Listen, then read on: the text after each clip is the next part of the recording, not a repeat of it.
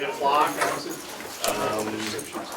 I believe everyone has a copy of the agenda. There'll be a couple items added as we go through, but I don't think it's a concern at this time.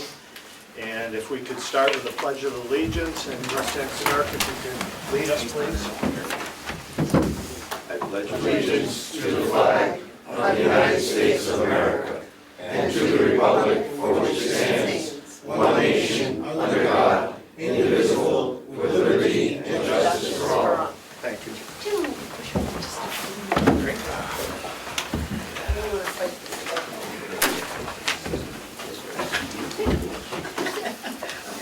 Thank you, Jerry.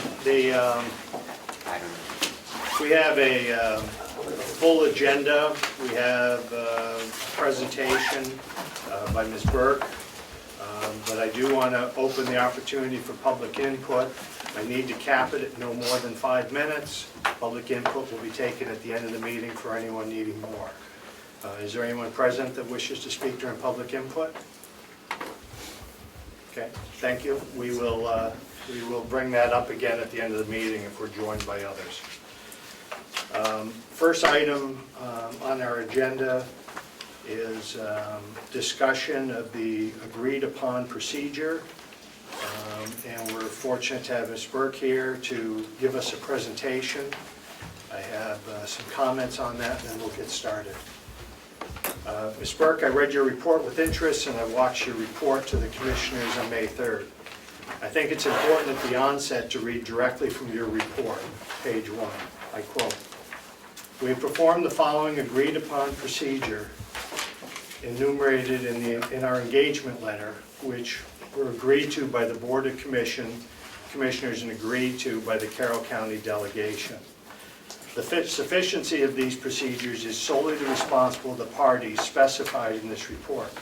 In performing our procedures, we relied on the cooperation of the management of Carroll County in the information provided by them, including the accuracy and reliability of such information. Consequently, we have not independently verified the information gathered or contained in this report. Our procedures does not constitute an examination, review, or compilation of the information provided. We, meaning your agency, make no representation regarding the sufficiency of these procedures described below, either for the purpose of this report, has been requested, or for any other purpose, and we express no level of assurance on them. Knowing that your time is short and that your presentation to the Commission was in excess of 2 hours, I further understand that you must leave by 10:15. I ask that you contain your summary to no more than 30 minutes to provide the delegation further time for this discussion. And with that, Ms. Burke, would you like to present? Sure. Where would you like me to sit or stand? Yeah, please, come right Okay. up here. And if I could just remind the delegation, I'm going to stick to that we're not asking questions right now, but we will take up our questions afterwards. Mr. Chairman, would you like to use the projector, or you're just going to do it by a piece of Projector paper? would be nice, we bought it, let's Okay. use it. You need me out of here, where are you going? Yes, sir, I need you. Okay. I'm sorry. Yep. Take down the picture now. I got it. What's it? Take down the secret wall. 6 pounds. Yeah, yeah. Don't push that button.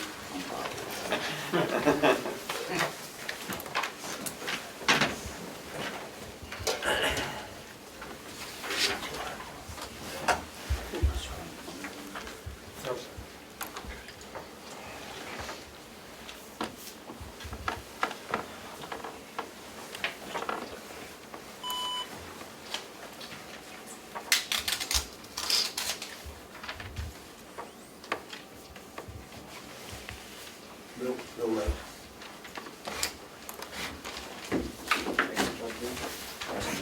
There we go.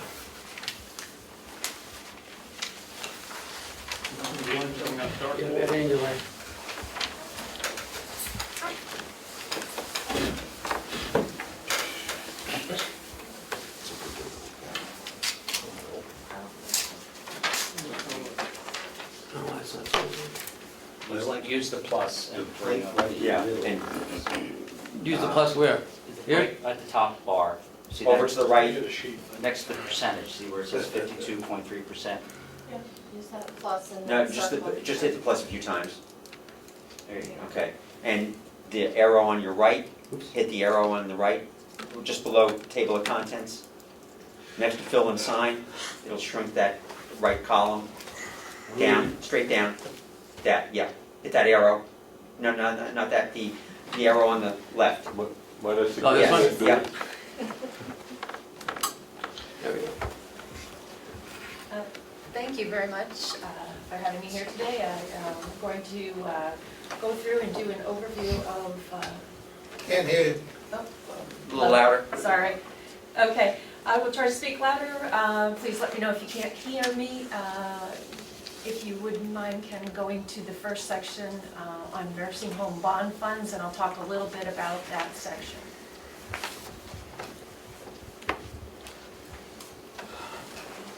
As you know, the document is rather long, so instead of going through each of the detailed pages, I'm just going to talk about the summary pages.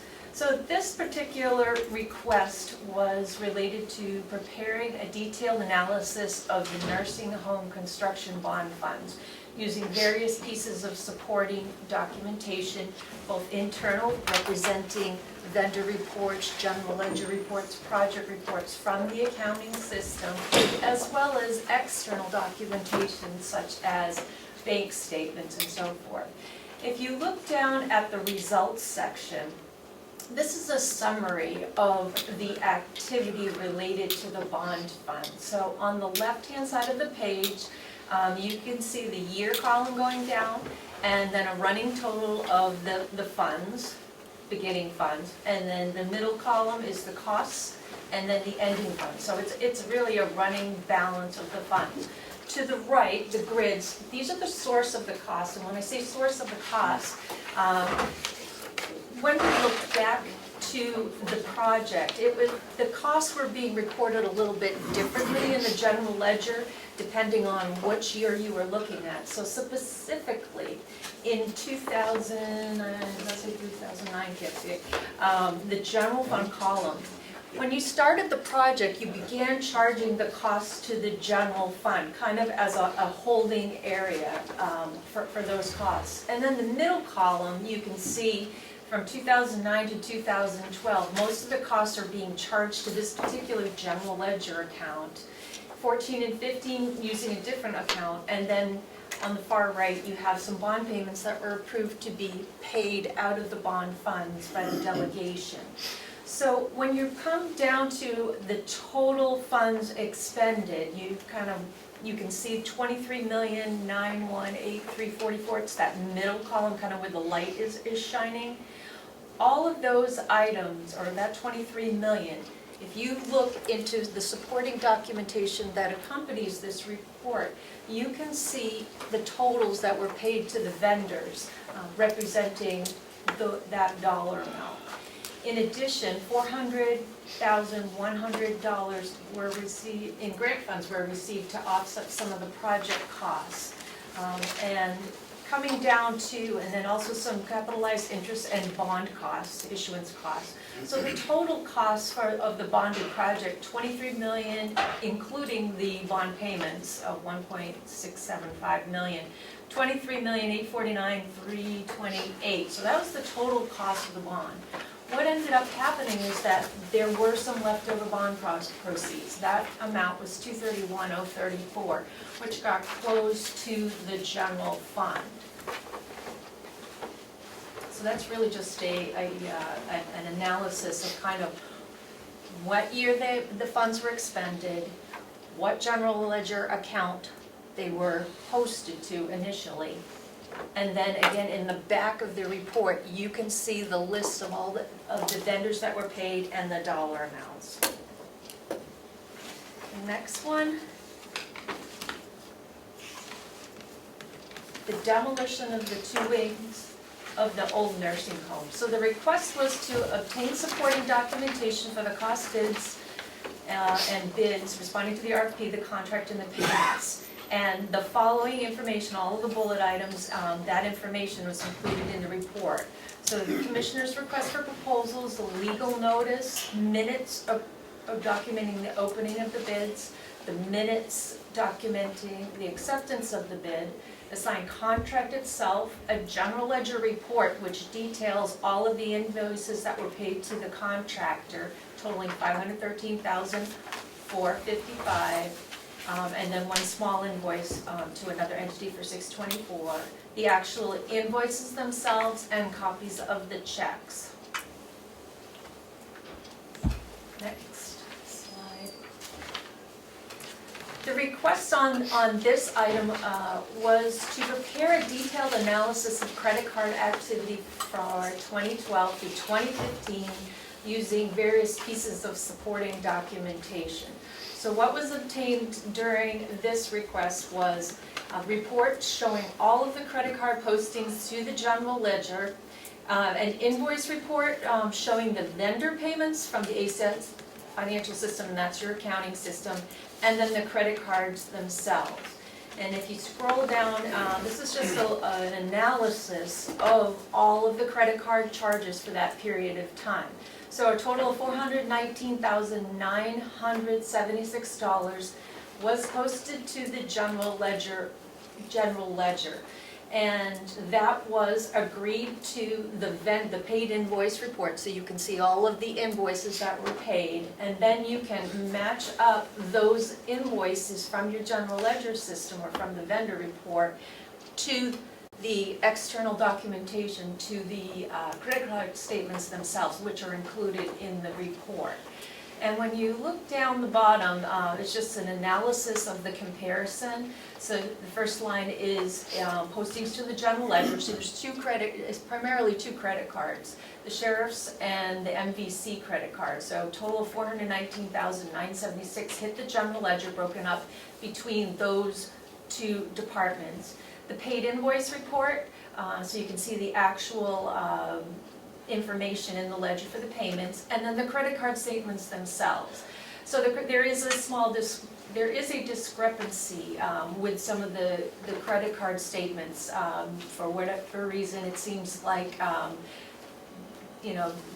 there just seem to be some things that were off. And I also wanted to point out that the actual amounts that were on the credit card statements were total $434,0118, which is more than what hit your general ledger. And the reason for that is because some of the residents of Mountain View were allowed to use the credit card and make charges to it. They subsequently reimbursed the county for that. So that really, those are charges that were incurred by the residents themselves. So they're not really charges of the county.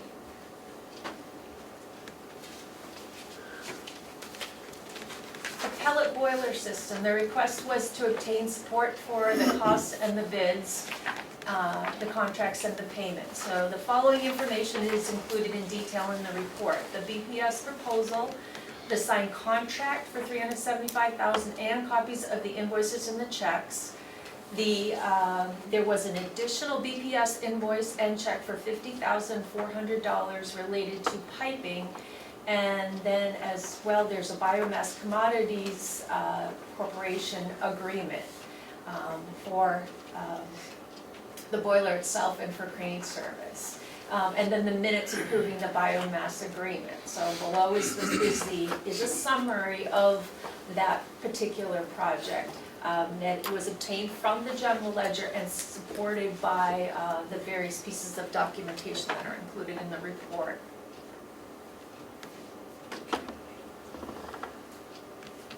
The unreserved fund balance.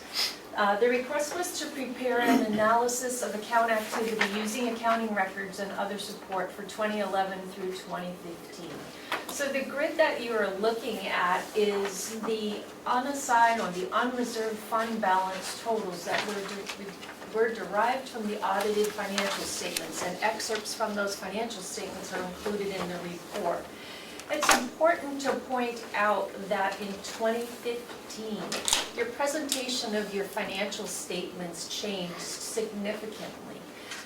If you recall looking at those compared to prior years, the difference was that you, in 2015, combined the nursing home with other county activity. Previous to 2015, you had two separate pages in your financial statements. One for what they call governmental funds, which was basically your general fund, registry and so forth. And then another separate page in the financial statements reflecting the activity of the nursing home. It's important to remind everyone that previous to 2015, that separate page that was showing the nursing home activity was using a different method of accounting than the rest of the county's financial statements, than the general fund basically. It's using the accrual basis of accounting, which puts capital assets on the books and depreciates them, which puts long-term debt like bonds and compensated absences, long-term liabilities on that page in the financial statements. So that makes the reporting look quite a bit different than when you redid it in 2015. So when you're looking at the balance, the unreserved or unassigned fund balance totals for these years, 11, 12, and 13, that is just reflecting the general fund piece. There's another page in the financial statements that has the nursing home portion.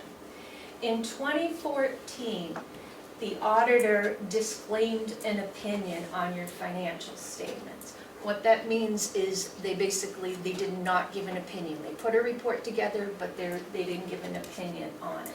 When we came in on 2015, and that number that they had come up with for your general fund, unassigned fund balance was in the red, 1,644,907. When we became your auditors in 2015, we went back and we audited your 2014 ending balance sheet, including the nursing home, so combining the general fund and the nursing home. And the number, when you changed that accounting method that the nursing home was using to the same accounting method that the rest of the county is using on the balance sheet, basically the starting point for 2015 was not a negative 1,644,907. It's negative 254,482. And again, there's a lot of long-term liabilities such as bond payments and things like that that would have contributed to that negative 1.6 million. So this is putting it together again and using the same method of accounting that the general fund is using. Basically, that's the same method of accounting that you use for budgeting too. So it should be much more familiar. When you came to 2015, the ending unassigned fund balance was a positive $2,100,530. So that's an analysis and a little bit of background on why you're seeing such a wide fluctuation in some of the numbers. Next.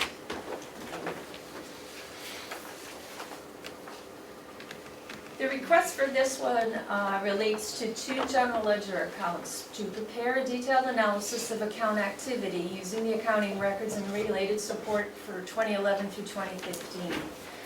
So these two accounts in the general ledger were used as holding accounts to accumulate the activity of the bonded project, kind of a temporary holding account in the general ledger until they had the time or the information to analyze them and properly record them to the right account, which is a very common thing when you see major projects that span multiple fiscal years for folks to do. It's very common to do this kind of during the year, to kind of put all the expenses in one account, and then maybe quarterly, sometimes people do it monthly, some even do it annually, to take them out, analyze them, and then put them in the right bucket. So that's really what was going on in those two accounts during that period of time.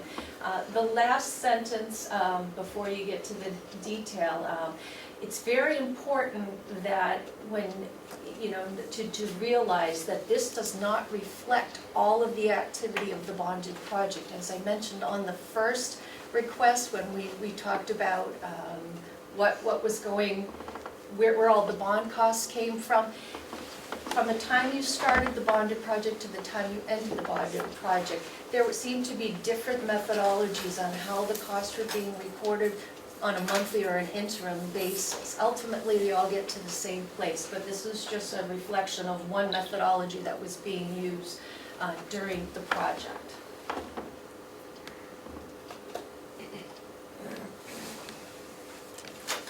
Account number 100.4000.03. Again, this was a similar request.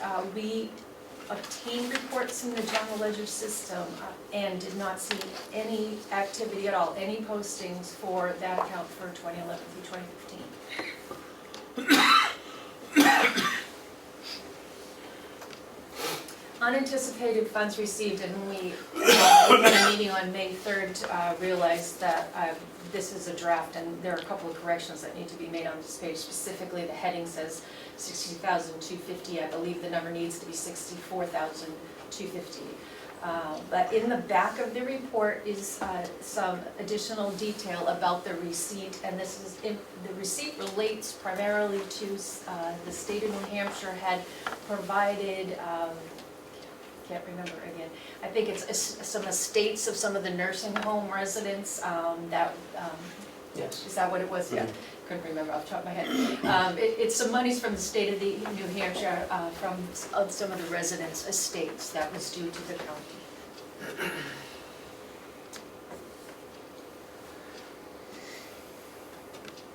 Payments to Friends of Mountain View. What was obtained for this request was a vendor detail report. The vendor detail reports from the accounting system show all of the payments to all of the vendors. So we obtained those for 2011 through 2015 and did not see any payments to Friends of Mountain View from the vendor reports. And they're hundreds of pages long. TAN funds. The request was to prepare a detailed analysis of 2015 TAN funds, including the amounts used, transferred, as well as what they were used for. In the results section, we obtained, in order to put this analysis together, we obtained a general ledger detail report for the Bank of New Hampshire operating account, the Bank of New Hampshire transfer account, and the Citizens transfer account. We also obtained the Bank of New Hampshire operating cash bank statements for 2015. With respect to the TAN drawdowns, because basically a TAN is for cash flow purposes, I thought it would be helpful or kind of shed some light on some of the drawdowns to do an analysis of the bank balances based on the general ledger postings. So what you're seeing on the left is the months in 2015 going down the side, and then you see each of the balances at the end of the month for the Bank of New Hampshire operating, the Citizens account, the B&H transfer, and then total cash. So that's what the general ledger shows as the cash balances. The next column to the right, the balance without the TAN draw. So if you took out the amount that was drawn down on the TAN for that month, you would see that you would have negative cash. So it really, I think it really clearly demonstrates in most of the months that there was a need to draw down on the TAN for purposes of cash flows. As you know, the revenues that you receive, or your receipts, come in at different times during the year, which requires you to go out to bond. And it's the same is true with almost all of the counties in New Hampshire, just based on the way the payments are received. So again, that balance without the TAN draw, we use January 2015 as an example. If you had not drawn down the $3 million, you would have negative cash, $2,287,000. So that's kind of what was going on with the cash draws.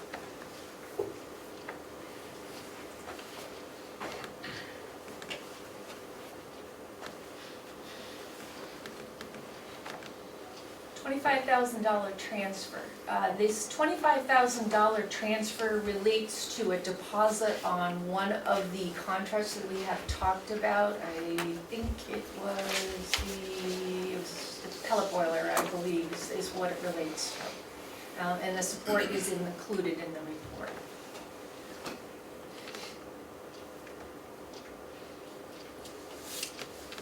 payments to terminated employees. So the request was to prepare an analysis of payments to terminated employees in excess of budgeted salary. There were a very large number of terminated employees between 2011 and 2015, 345. Instead of looking at each of the 345, we took a sample of them, 38 of the terminated employees to review. 10 paid. So what we did is approximately out of that, the largest payment amount to any single terminated employee was about $2,800. The total was about $18,000. We discussed this with some of the county staff to get a better understanding of what the payments after termination related to, and primarily they were related to legally required payments of accrued compensated absences or accrued time, what they were legally entitled to. So basically the county had to pay that out upon termination.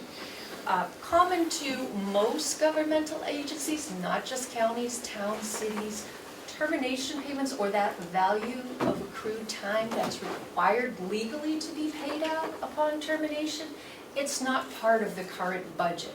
Typically, it gets absorbed on that same line item, wherever they're typically paid out of. It gets absorbed. Sometimes when you might have a mass layoff where you know there's going to be a large number of employees and you know that information in advance, it can be budgeted in advance, but typically you don't see that. You would just see that the final payments are paid out upon termination in accordance with the law and charged to those appropriation lines.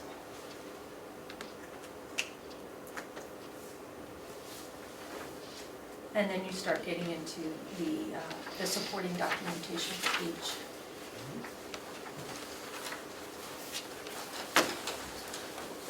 Thank you. We can bring the lights back up.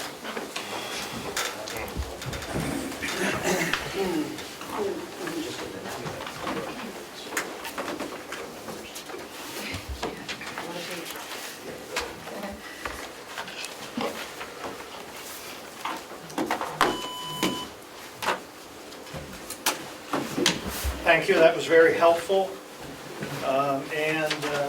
Unlike legislators, you got done ahead of schedule, so I sincerely appreciate that.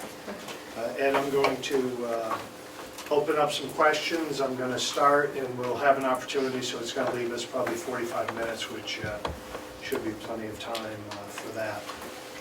With that, I would recognize Representative Lee first. Thank you, Mr. Chairman. I'm just going to reiterate one of the questions, on the agreement sheets. Our procedures do not constitute an examination, review, or compilation of the information provided. So you didn't verify where the information you got came from, other than what was given to you? The general ledger, just to give you background, I mean, that's a permanent set of records for the county. That's what your financial information is based on. And some of the external sort of supporting documentation, such as the bank statements and the credit card statements, that would be considered pretty high-level supporting documentation. So some of the statements, I think that, you know, that would be in terms of supporting documentation, statements and things like that, because they can't be tied to actual support. That's kind of considered to be like a lower level of audit evidence. Okay. Thank you. Representative McCarthy, and for the rest of the representatives, just like to keep in mind here that we're looking for questions that the lady will be able to answer, and then we will keep any other further conversation after that time. Representative McCarthy. Thank you, Mr. Chairman. I don't have any questions, although I would like to read a statement that I prepared going over your report. I'd like to bring out that, number one, your report is in a way an audit. And if you look at RSA 28:3-A, you will find that audits are required. Shall is the word used, which means must. Include an investigation to assure that all state and federal laws were adhered to, and all Department of Revenue Administration rules were adhered to. And I understand that in a previous commissioners meeting and in your report, it states you found no violation of laws on anything that was brought up. I would like to mention a couple of things. One, tax anticipation notice.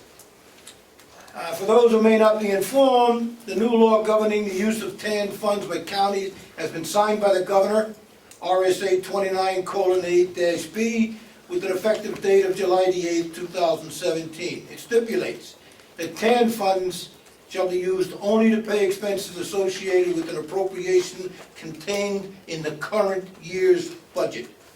TAN funds are in fact, and always have been, restricted funds, in that such funds could only be used to pay for current maintenance and operation expenses which arise during the period beginning with the first day of the relative financial year.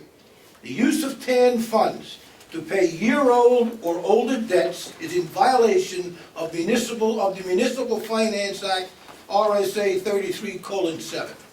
By allowing such to be done could cause the same problems we had in 2015 with the supplemental budget, and it also cost the taxpayers tons of money because of the increase in the interest paid on TAN notes. That's number one, a violation of the law. Surplus bond funds. I know you had it, it was very nice up there on where all the money from the surplus bond funds went to relative to the nursing home, the building of the new nursing home. The problem is that RSA 33:3-A, Roman numeral 2 states, surplus bond funds shall not be spent unless approved by a 2/3 vote of all the members of the county convention. Now, several $1 million was spent, we were told that it was put into the general fund, and they don't know what happened to it. Of course, you were able to figure out where it all went, but the commissioners weren't. But that's beside the point. The point is that the county delegation has to vote for those funds to be spent, and they didn't. And they were never asked to. And the only other thing, that's another violation, but the other thing I'd like to mention is the pellet boiler. Doesn't it seem odd that the county would buy a piece of equipment that costs $325,000, which in the contract stipulates that installation is totally, absolutely included, except for a couple of minor things like putting down a slab for the boiler to go on and putting in a door. So, and the $3,000 for the crane. But the contract specifically states it includes installation, but yet they put out a bid called installation of the pellet boiler, and they paid $400,000, I don't know what the figures you had up there, but the figures I was told were $416,000 to install a $325,000 piece of equipment. There's something wrong with that. And the other part of it is, they put out bids. A company came in and sat right here, and they were spoken to, and they asked questions by the county commissioners. Number one question, have you ever installed a pellet boiler previously to this? No, we haven't. You're excused, we can't use you. Second people came in, which was Bonnet, Page and Stone, they were asked the same question. Have you ever installed a pellet boiler? No, we haven't. You're hired. Isn't there something wrong with that? That's all I have. Thank you, and I don't know that there were questions there, and I respect the representative's narrative. Is there something that you can answer from that? Probably not, because I know the pellet boiler was pre our Thank you. audit. And We're going to discuss those Okay. in further detail. Representative Cordelli? Thank you, Mr. Chairman. Thank you for being here today and taking your time. I want to start out with the nursing home bond fund section. The Appendix A that you included listing the payments showed a total of $21.3 million. And if you add the additional delegation approved items, it comes to a total of $22.9 million, which differs from your figure of the cost of the construction of $23.8 million, I believe it is.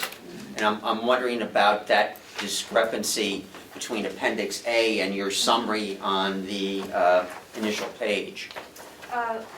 I believe that it may relate to the 2009 charges that were posted originally to the general fund. So if you look on the right-hand side, source of cost, there were some costs that were charged to the general fund prior to the beginning of the project, kind of startup costs. My guess is like feasibility and stuff like that. Okay, so those costs are not in Appendix A, Right, yeah.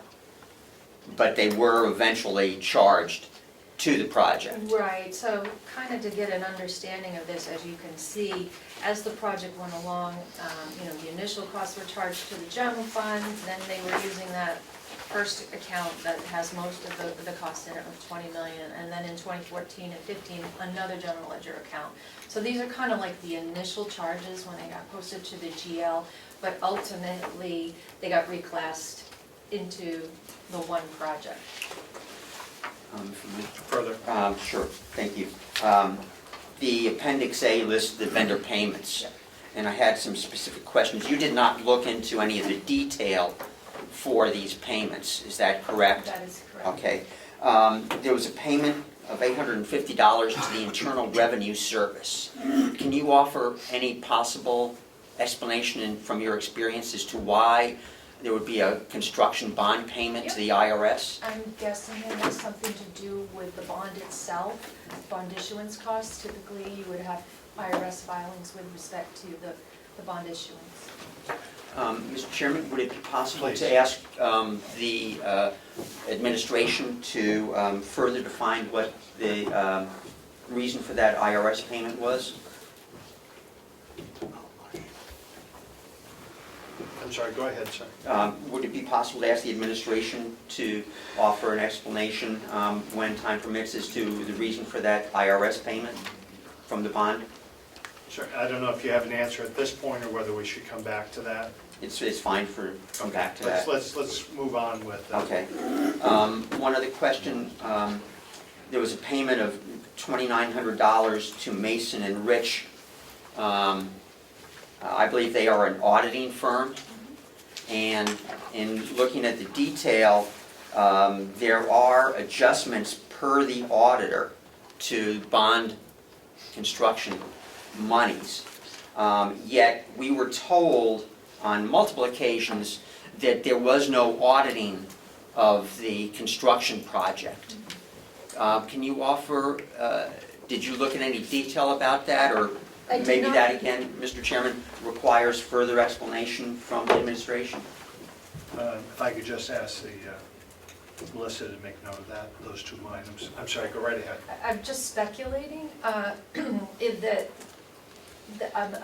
thinking that maybe Mason and Rich was assisting some of the documentation for the bond offering itself.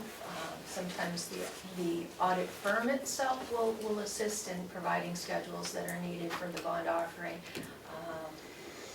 Do you know, did you have Mason and Rich pre-Ron Bolio? I can't remember. You did? Yes, but Okay. not after 2009. Yeah, so I'm speculating that if they were your audit firm at that time period, they may have been assisting in some of the schedules that are required for the bond offering statement. Maybe we could get additional information on that also from you. Yes, we will. Okay. Those were my basic questions about the nursing home bond funds. I have other questions about other sections, or if you'd like to cover any additional questions on bond from anyone else. Let's answer your questions first, Okay. and if you could contain them in the next 5 minutes, that would Yep. be great. When you were talking about credit cards You mentioned a discrepancy of approximately $15,000 between the credit card statements and how much was paid to vendors. Did you look into the reason for those discrepancies, or?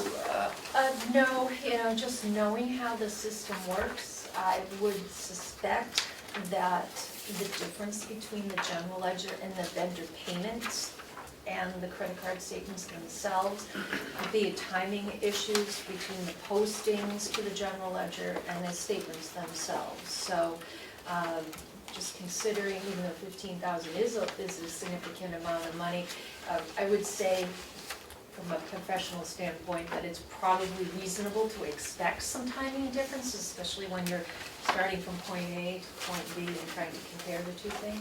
Thank you. May I follow up, or were you done? No, go ahead. Is it on that point? Yes. Yes, Representative Umberger. Okay. I certainly understand from an audit perspective where you're coming from, but the concern that I had is the MWV residents using the county's credit card. I'm not sure that that is, be good practice. And I was just curious as to whether or not you would consider recommending that this probably is not good practice, and that there should be either tell the residents' families that if they want to buy something on credit cards, then they need a credit card for themselves, and not try to commingle or mix that kind of stuff. And I also don't know if that practice is still going on, but. To your point, I absolutely agree, and kind of where I think you were headed with this is that the use of credit cards, the excessive use of credit cards, and certainly the use by residents considered to be a risk area for the county. And I know we've had some discussion about changing that, looking at the dollar amount here.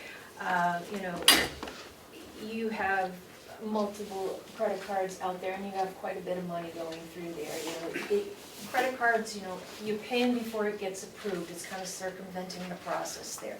So to limit risks, some places further limit it. The people that can use it, the dollar amounts involved, what it can be used for, typically it should be just for emergency purchases or things that can't otherwise go through your regular disbursement process. So I agree with you that that is probably an area to get looked at in terms of process. Thank you, and before I come back to Representative Cordelli, I want to reemphasize the residents of Mountain View is we recognize is a risk. I believe in your presentation with the commissioners, you mentioned the risk of employees and contractors in those years using credit cards for expenditures, making expenditures without any authorization, and then at a later date, the need then to review and make sure that they were legitimate expenditures. So I just want to emphasize, it's not only where it's glaring that this shouldn't have happened, it's also glaring at the time that contractors and employees shouldn't have been doing this without previous. And it is my hope, and you don't need to respond, it is my hope that the commissioners realize the error of past practices, and that's taken care of. Representative Cordelli. Thank you, Mr. Chairman. The pellet boiler system, I won't repeat the questions from Representative McCarthy, but in terms of the procedures, did you review the RFP and bids for those systems, those contracts? To the extent that they were provided and included in the addendum. Okay. Thank you. With the section on unreserved fund balance, you talked about the audited numbers from each year. You did not look at, or you were not provided, would that be a fair statement, that any of the information in those years that had been provided to the delegation in terms of what the undesignated fund balances were for any of those years? No, other than the audited balances, no, Right. not Nothing that was provided to us. That may have been given outside the audited financial statements. Right. From the Association of Chartered Certified Accountants, they talk about categories of fraud, and would you agree that material misstatement of financial statements is a category of fraud? It is. Thank you. And my last question, if I might, Mr. Please. Chairman, was in relation to payments to terminated employees. You did not look at the payments to any particular employees versus what they were, quote-unquote, legally entitled to, in that you're probably not aware, but there has been a situation where due to incorrect entry in our financial system, accrual caps were not correctly in place. I have heard about that, yes. Yeah, so you did not look at any of that in regard to this analysis? Right. Okay, so that's not covered in here. Yeah. Nor would any quote-unquote hardship payments to employees in advance of accrual time owed. We did not look at that. Okay. It just what was being paid out on termination that had been accrued under the existing agreement. Thank you very much. Thank you both. Representative. Yes. You had indicated that 345 employees left during that time frame, and I'm sure it's not part of your audit procedures, but did that not seem like a huge number of people that were leaving?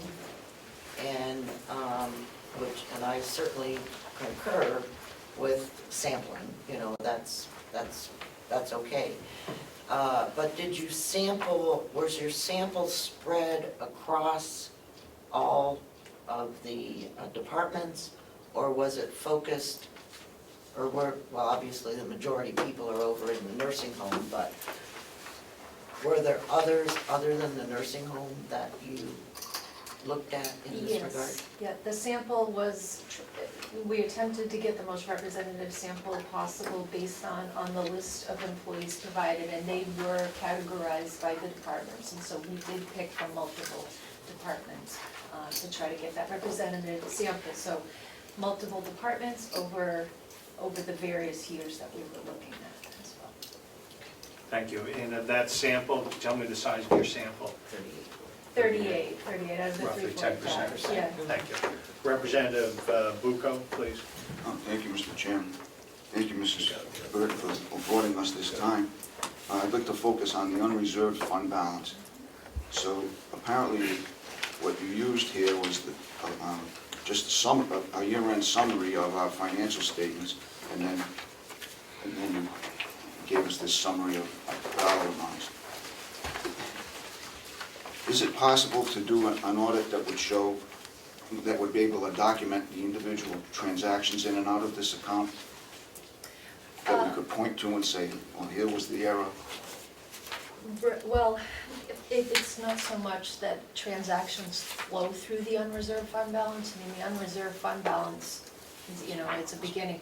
Maybe I should start with the total fund balance. You have the total fund balance, and there's different pieces to it. Some is restricted, some is un. Of course, the unassigned or the unreserved is kind of represents that piece. And then the results of the next year flow into that. And then at that point in time, you start pulling out the pieces that are restricted again. So I don't know if that makes sense. But it's not so much that things are flowing through it, it's that things, the results of operations close into it at the end of the year. It's a year-end. Yeah, it's kind of a running total. Well, I have here the MS-45s that were provided to the Department of Revenue and to this delegation that reported what the year-end summaries were, what the year-end balance was.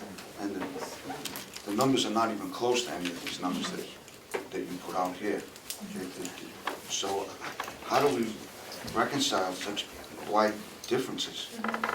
I can't speak to the MS 45 reconciliation to the financial statements pre-2015, but I certainly would be happy to look at your 2015 MS 45 and compare that to the audited financials. We often do that with our county clients, to just do kind of a sanity check with them before they submit it, so that it does agree with the audited financial statements. That was the statement, that was the audit that you did Yeah, in 2015. sure, I would be happy to do that. We do that, just, our counties sometimes ask us to take a look at it before submission.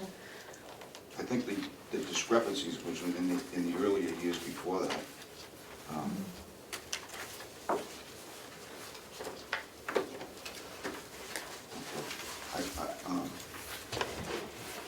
We still, I mean, we've done a performance audit, we've done a financial audit, we've had the Department of Revenue in here doing a preliminary investigation.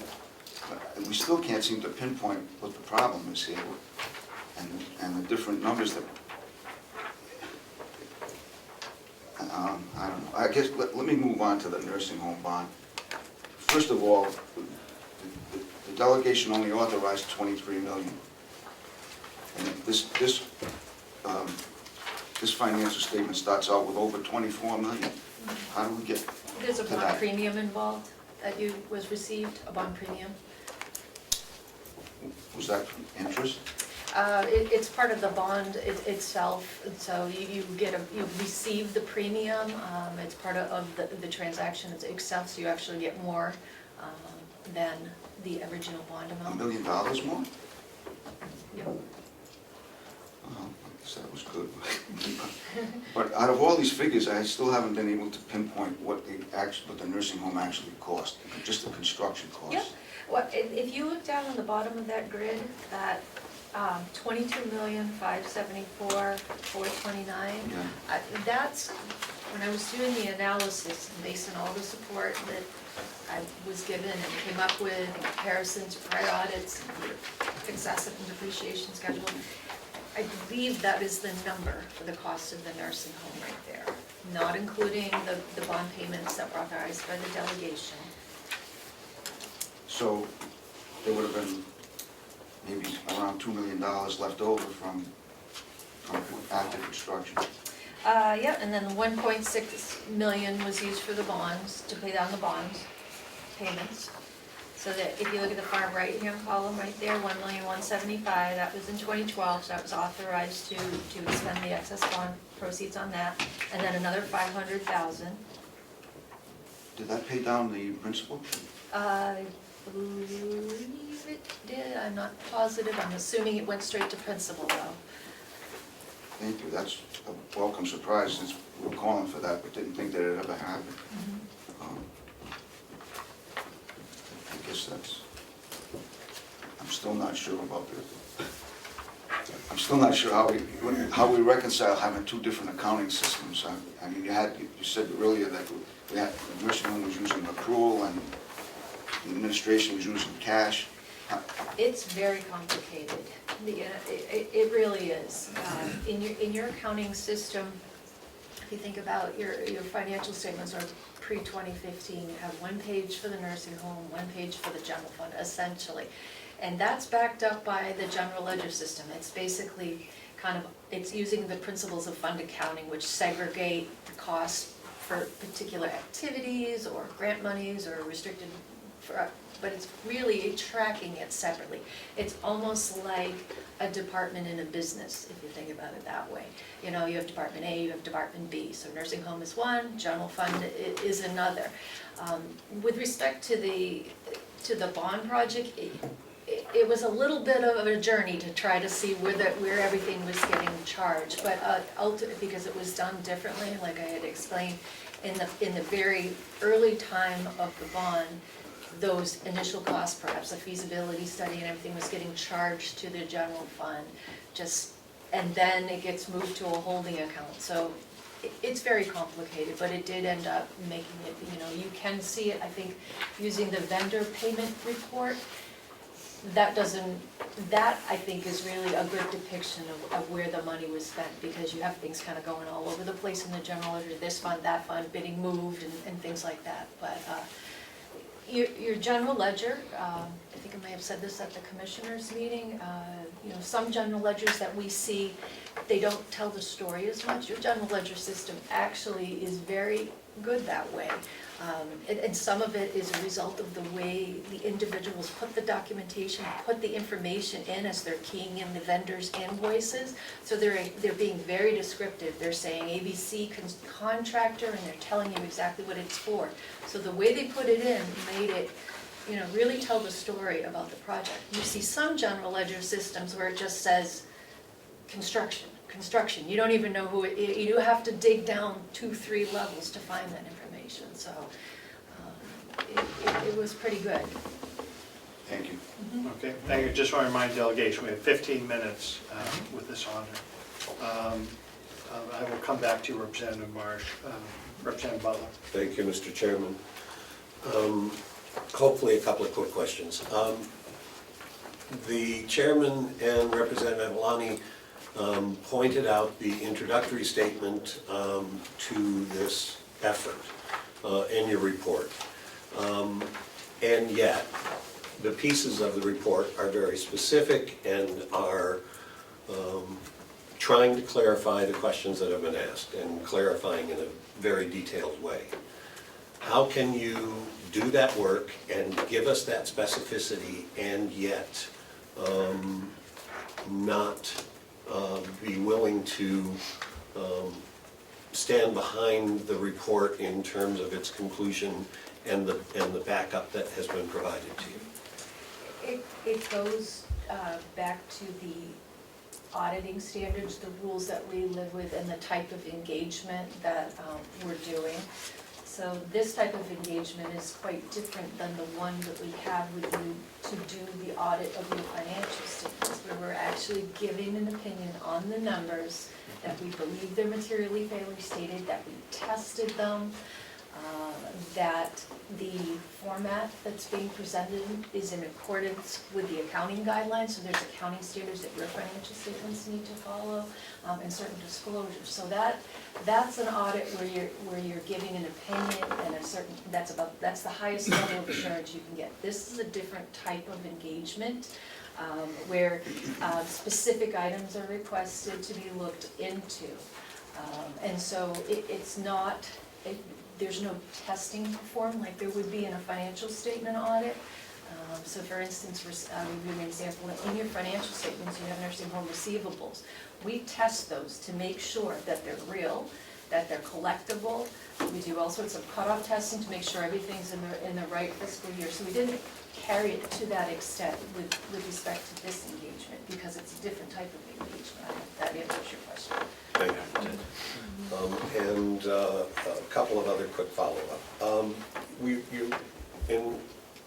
In giving an answer to Representative Bucco, you talked about the difference in the accrual and the cash systems in two different areas of the budget. Is that still happening now? It is. We are in process with your 2016 audit. So I believe when I presented the 2015 financial statements, we talked a lot about the new presentation. You budget the county, including the nursing home as a department. So for the readers and the users of the financial statements, it makes more sense to have it included as one rather than to pull it out and the nursing home out and use a different method of accounting that you're not using to budget. But we are continuing to use that combined approach so that it's more easily tied to the MS-45, and that could be part of the problem in trying to just go audited financial statements MS-45 balance, because you've got the nursing home reported separately in those earlier years. So that could be a big part, and it's using a different accounting method. So MS-45 should, if you have your nursing home combined with your general fund, it should be very easily found on the MS-45. Thank you. Thank you. I will come back to you. Representative Marsh, please. Thank you, Mr. Chairman. My question was answered by Representative Butler's first question. Representative Cordelli, did you have a follow-up question earlier? Representative McCarthy. Yes, thank you, Mr. Chairman. Relative to what Representative Butler just asked, the law governing audits for the county states that the commissioners, the delegation, or the treasurer can ask for any information or something to be looked into by that audit. Would that be handled like this is handled, or would it be handled in depth and looked at particularly and given, you know, minute answers? Certainly, as part of the service, as being your financial statement auditors, we would want to answer any of the questions. There's usually a mechanism, you know, it goes to the finance director or it goes to the county administrator, so that they can kind of field all those questions to us. But certainly this forum is fine too. If you have any questions, I'd be happy to look into anything specific. Follow up just a second. You mentioned the 2016 audit. Are you working on that now? Correct, yep. See, that's my problem. We were never told that, and we were never given the opportunity to write the list of questions that we want looked into. I think we are about to have that opportunity. Thank you, Representative Representative Evelyn. On page 8 of the discussion handout, it's that nice, the page with the blue field in it. There's a $40 million, looks like a $40 million audit entry adjustment. And then I have a follow-up of who the author is, OH10SY. If that was looked into, or if that's where that came from, or what it's for. This grid is a copy paste from the general ledger. This is an example of the way the accumulated costs of the project were being handled. So this account was just a holding account, and what you're seeing with the 40 going out, and I'm not really sure what it is probably something to do with the reclassification. You know, the costs were originally put here and then they're moved out. This particular account in your general ledger really doesn't have any meaning, and that's why we're saying the analysis in the first requested item is really what you should be looking at, because it brings it all together. You have 3 or 4 different ways that costs are getting recorded in your general ledger over the course of the project. Follow up, Mr. Chairman. Please. The original cost was $24 million, so I find it difficult to believe that we would be able to take $40 million out of the unexpended balance for the building project. I have not looked into detail on what that 40 million is. Oftentimes, there are correcting entries or entries that go in incorrectly, and then subsequent correcting entries. So it would probably need an in-depth look from the very beginning, what was posted there, and to look at the descriptions and to follow where the offset to that entry is. And Please. the field author, the 2 sections over, who is that? I don't understand who that is, or I understand who Cheryl is. I don't know who Flowers is, and I don't know what Hansi is. Is that the author of the people that make the withdrawal, or is it just an open, somebody can go in and make manual adjustments on their own with no? It's probably the user ID, like when you log into the system. It is. Okay, I'll hold the question then. Thank you. Thank you. Thank you for that, Representative. Representative Nelson? Thank you. Is there anything you think we should have asked or we needed to look into further if you were making a suggestion? That's a good question. The lady down here had mentioned about the credit cards, you know, looking forward to what you can do to make things not happen again, history repeat itself. I definitely think that, you know, the credit card issue is something that should be focused on. It's definitely a risk area. With respect to the project, I feel pretty comfortable that there was a long path to get there within the accounting system and the way things were being recorded, but ultimately ended up in the right place. Let's see. Really just the credit cards, what you asked. Anything else I saw along the travels? I mean, we have reported, we gave you a management letter as part of the 2015 audit. There's certainly some areas that I know are being worked on there. And that was a result of the financial statement audit, looking at internal controls and that sort of thing, to make sure things don't go awry going forward. So I would reference that. Thank you. Any further? We have just a couple moments. A quickie. Let's do it. So much of this came out of the question of the loss of $2 million. And this analysis, especially of the construction project, identifies, although you said circuitously, the bond income and the expenditures for the capital in a way that does not leave out any pieces of the construction project and ends up with an accounting of all of the monies received and paid. Is that correct from your perspective, as best you can determine?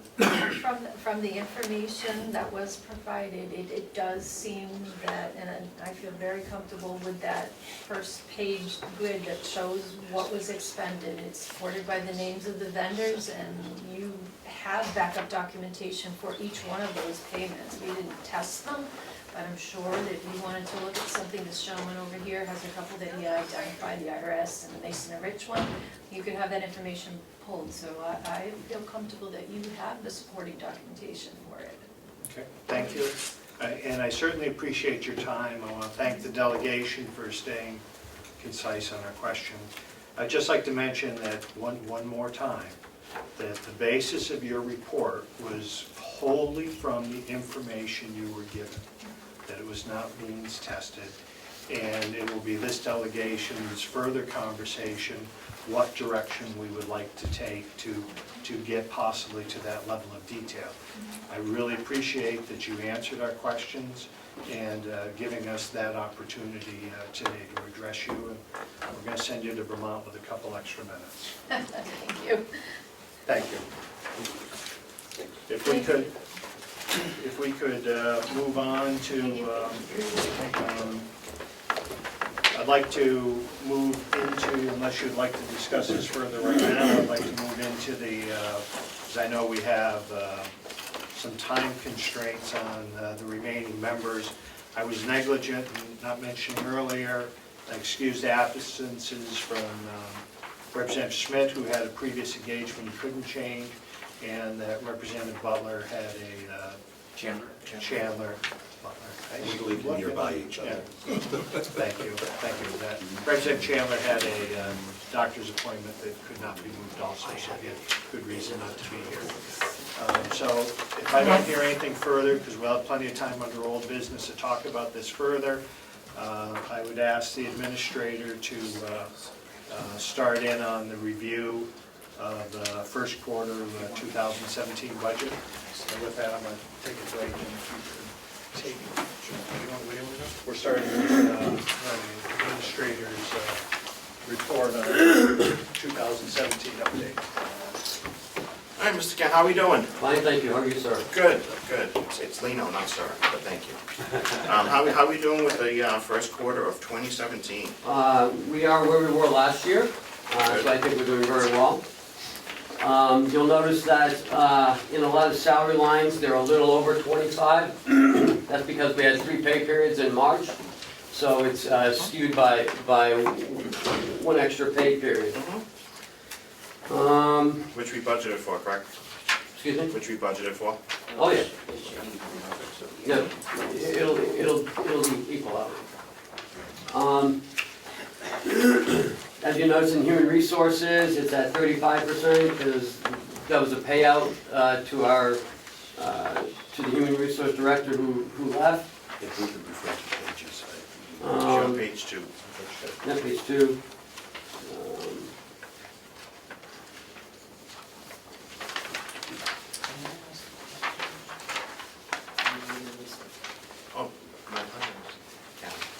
Do you have questions? Yes, my question is on the human resources. Are you in the process of trying to hire somebody for that, or what's your plan for human resources, since we've had 385 turnovers? within the last few months, or last few years? Currently, I have a plan that I'm bringing to the commissioners, and that'll be talked about on Wednesday. At this time, we have our benefits coordinator has been taking over for the past 2 months. So that's where we are with that. So on Thursday, you will send me an email that tells me what your plan is? Possibly, if the commissioners allow that to happen, then Oh, we will. well, now, please. Follow up? Okay, so no plan, thank you. Yes, go ahead, Mr. Hyde. Go on from that, page 2. Yes, sir. Yes, sir. Thank you. On page 3, in the county attorneys, you'll see office supplies at 44. They purchased a big bulk of copy paper and some office supplies. So that should level out in the next quarter. And there really isn't anything. No, go right ahead, save on Representative Umberger, you have a Thank you. question? Can you tell me how many county attorneys we currently have on board? We currently have 1, 2, 3, 4 county attorneys. Okay, is that including the one that we just added?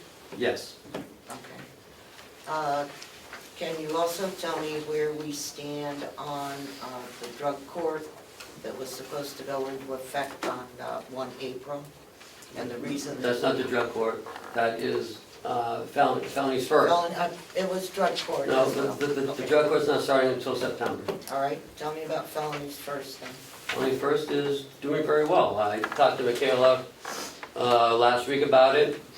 Some of the cases are starting to come in now, so she has to, she's gonna be taking over some of that until she can get the new attorney up on board with felonies first.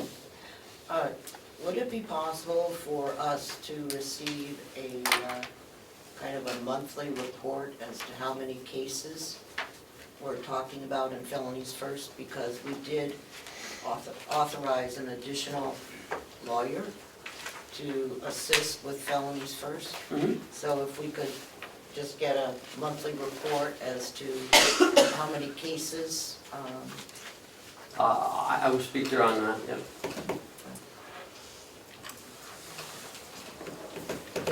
And drug court, you said, is September? September, right. 1 September. Because they're going through the grant process right now.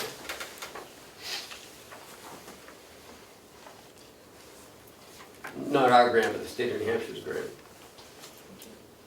I can add a little more of that too. This coming week, there's a probation, a couple outside vendors are all heading out west to go over drug court training for best practices. So some of that stuff is rolling out now, and then the RFP looking to get with the vendors who's going to be their outside clinicians with the court. So they are moving forward with a lot of their pieces.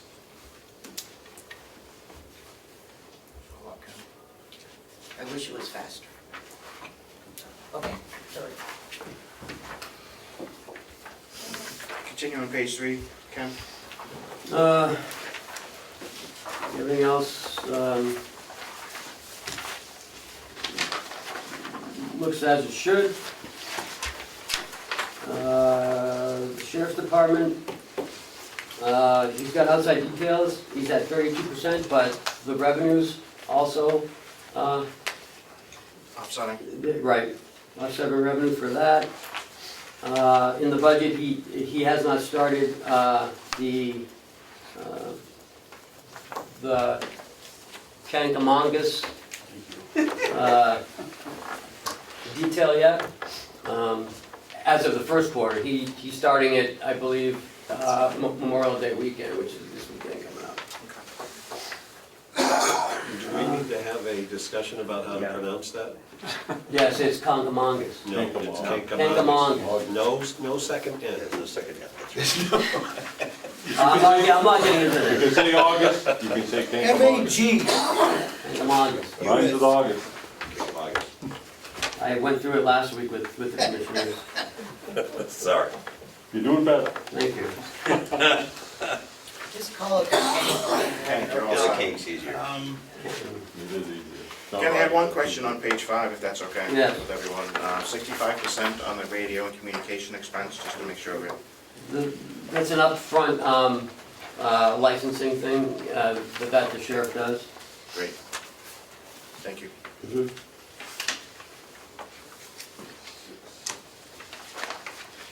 Page 6. Page 6. Education and conferences on the DPW. This was the year they had to get recertified for their water and sewer, and also will pass his pesticide license, so we can now spray some of the blueberry plants and bushes.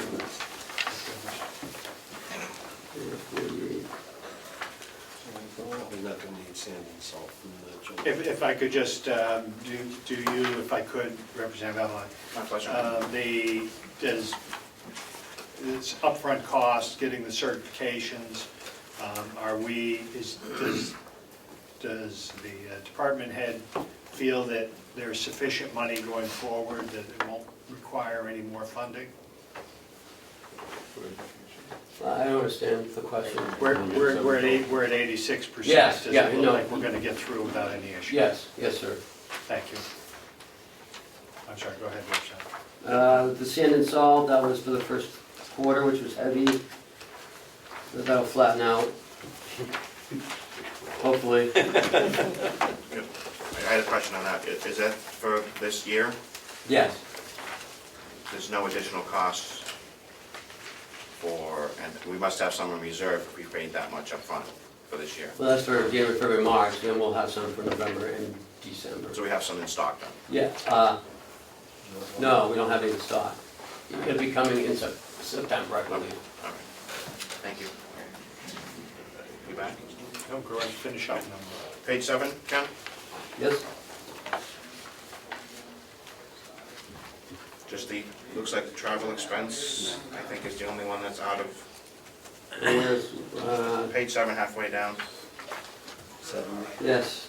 That's because we sent the sergeant to do some training, is that right, Superintendent? Yeah, we've had some trainings that we sent out, maybe travel net, plane tickets, those kinds of things. So I don't anticipate, we're not gonna go over the line, so. Okay, just want to make sure if we need to make a transfer, we can get it early.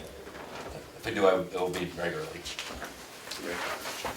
Follow-up to that? Glenn? Yes, thank you, Mr. Vice Chairman. I believe that there was quite a bit of discussion about this at the commissioners' meeting and during their review, and that this was actually someone from our department who went down to the academy to conduct training, and that there was a lot of questions about why are we paying for someone from our staff to go down and to teach at the academy, whereas the academy then is getting funds from people taking that course that he's. Was that maybe you can relay the conversation that you had at the commissioners meeting and the outcome of that? Sergeant Baker went down to do a week of training, and there was not a vehicle available to him, had to use his personal vehicle. And that's not that's not a daily occurrence or a monthly occurrence. And they since, I believe, are hiring a... Can we go overview of this? Yeah, go ahead. Overview, I'll give the overview. The academy, the way it is run, the teachers are all from the counties. Each county sends different instructors. So they do go down the day and instruct. The Association of Counties did authorize money to pay for an academy coordinator, which will be advertised hopefully come this fall. So they'll oversee the academy. But as for the instructors, they are all from each one of the counties. So yes, we do pay for different people to go down different days and teach different subjects. The money that is paid for certification pays for the certification process, fees and dues, and for the academy coordinator. But the way academy's always been run since day one It is always with different instructors from multiple different counties. Representative Umberger? Yes, what academy are we talking about? The Association of Counties Corrections Academy. Okay, thank you.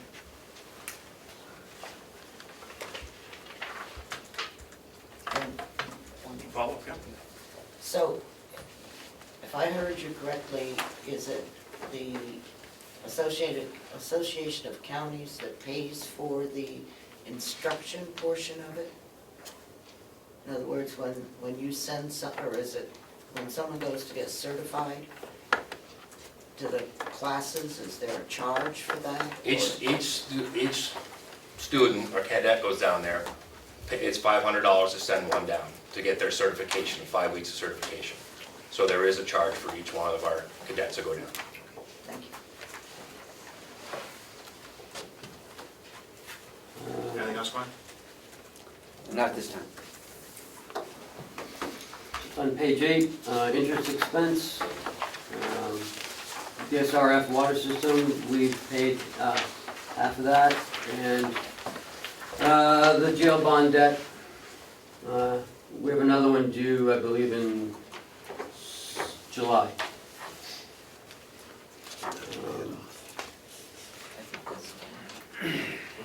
And that'll be it for that jail bond.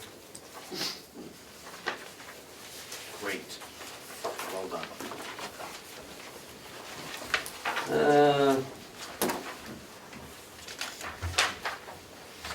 Just a question on regional appropriations. Yes. I see White Horse hasn't received any funds. Yeah, they submitted their invoice in April 1st. So they went through the first quarter and they sent their report and we sent them a check, so. None of them have been paid. Could, if I could, should you tell me the amount of that check, that appropriation? No, it's 20, I think 27, it's 1/4 of the 75,000, Thank you. maybe 22. Karen? We're, none of the regional appropriations or the co-op were paid during the first quarter. Mhm. So you're going to make 2 payments in the second quarter? We only pay out if the invoice says, so we have to wait for their invoice. Some are monthly, like the VNA, some are, and some bill us quarterly. So, Follow-up? No, it's fine.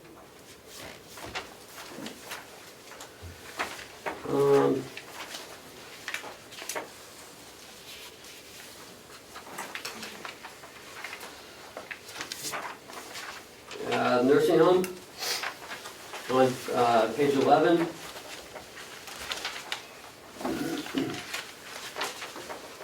Well, let's go back to capital expenditures.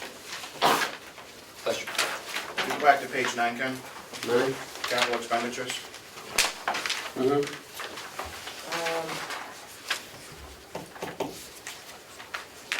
When are we going to start these things that we were told were absolutely essential to moving forward? And none of our, according to this, there've been no expenses against any of our capital improvements. That was first quarter. The budget didn't pass until the end of March. So we don't start any projects until the budget's passed. Okay, so I can expect in the next time to see, Certainly can. so you're moving forward, this is already into May. So what have? The telephone system's done, we're hooked up to all the buildings through the fiber optic. We're looking at the sheriff's dispatch through our, we were gonna do a split system, but now we're waiting and we're gonna look at it through our energy RFQ that we're gonna be looking at, because that might play a part in what we put in there. The annex, Bob is working on that. The jail, the ozone is, That's not the ozone. The capital, the key box in there is finish up the RFP to put up on that as part of there. Right, yeah. So I'm working on it to put it out, and the other part was the AC unit for the control room. But with the RFQ going out, we're holding off to see what the RFQ says about our energy and those kinds of costs, and see if that makes sense to do this or not. So the RFQ came after we did this budget and what we had looked at, so that's why it stands out. Okay. Mr. Chair, Representative Butler? thank you. If you could clarify the RFQ for me so I could understand. when Bob and I went to look at some solar panels over at, what's that school? Interlakes. They have a whole energy program over there that they've retrofitted their 3 buildings by having a consultant there, and a lot of it was at no cost. They paid through some of the savings that we had. So we thought we should do that here. So we went out for an RFQ, which we received on Wednesday. And we are reviewing the RFQ. And it's for like an energy savings performance review to see where some of our outdated equipment may be able to be replaced with more energy efficient to reduce some of our energy costs. Thank you. We on page 11, We're still on page 9, capital expenditures. Let's go back to 9 right now. You have a question, Fred? on 11. Go back to 11, Ken? Yep. Representative McConkey? Yeah, I'm concerned with near the bottom, 5140,005, nursing department overtime. It's already at 44% in the first 3 months. That concerns me. Yep. We're watching it.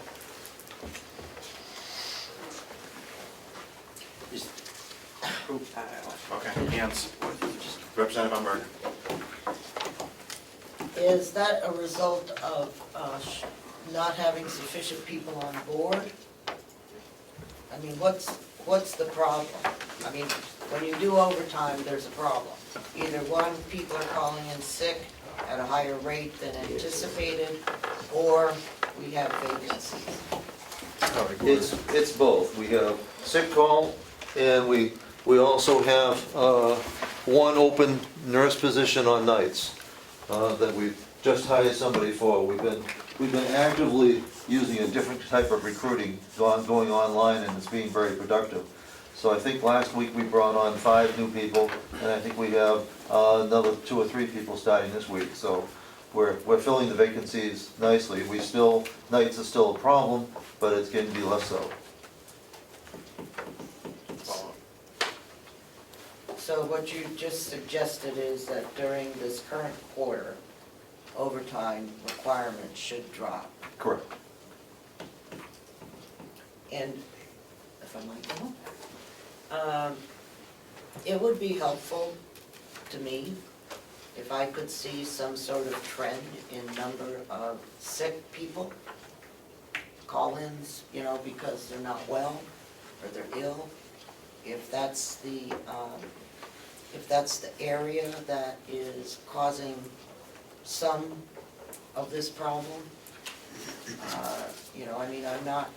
I'm not criticizing anyone for being sick, but I do think we should at least have some sort of, over the course of a year at least, the number of hours that overtime is being paid because of illness. We track that monthly. Our absence rate, our unscheduled absence rate is 4%, which I consider to be high, averaging 3 to 4 full-time equivalents per day. And that is problematic. Doesn't that paperwork you give us go on that? It doesn't go, it only goes to commissioners, but it is available.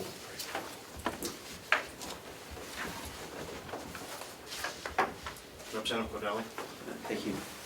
I think there was just some side conversation there, and my question, I think you might have answered between yourselves, is that information that Representative Umberger was looking for, is that part of the dashboard metric system that you maintain? It is, that's tracked monthly. Okay, and that information is available currently only on paper to the commissioners at this point, or how is that information made available? It's made available paper to the commissioners, but of course it's all digital. It can be transferred with their approval to anybody who would like it. If I might follow up, I think that this is a series of metrics, basically, that you've put together to monitor on a monthly basis. Everything from census to expenses to any key indicator on an operational basis. Right. So that could be sent out to the delegation members if they so desire. Correct. Well, you just said with approval of Yeah. the commissioners. If I could, just to follow up on that point.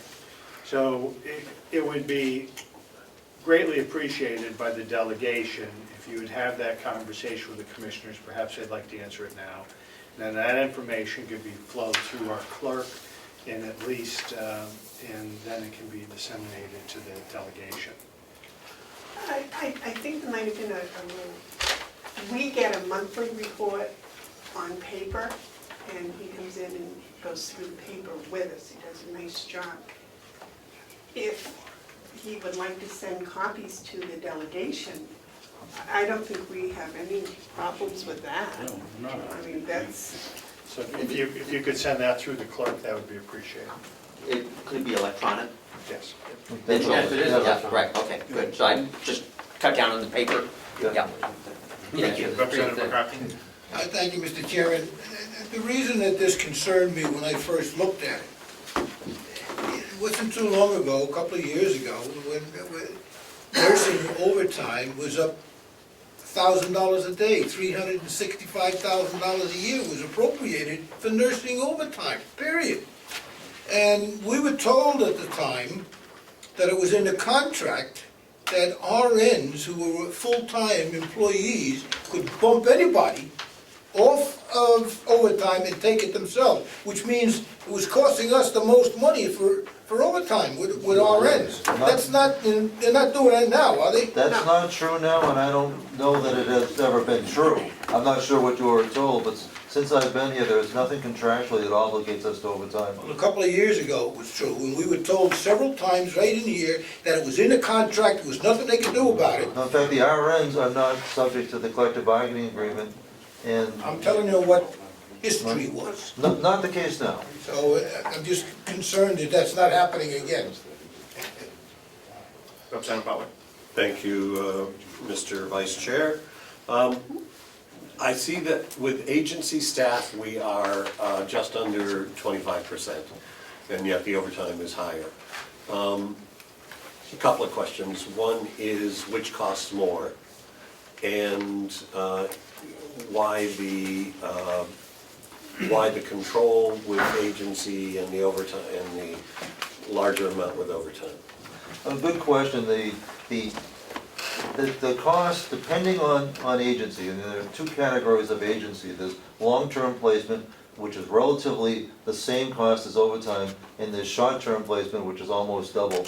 We've done very well at eliminating or reducing the short-term agency, and by taking in essentially local tenants, people that'll come to us for 12, 16 weeks while we fill a vacancy, they're relatively affordable.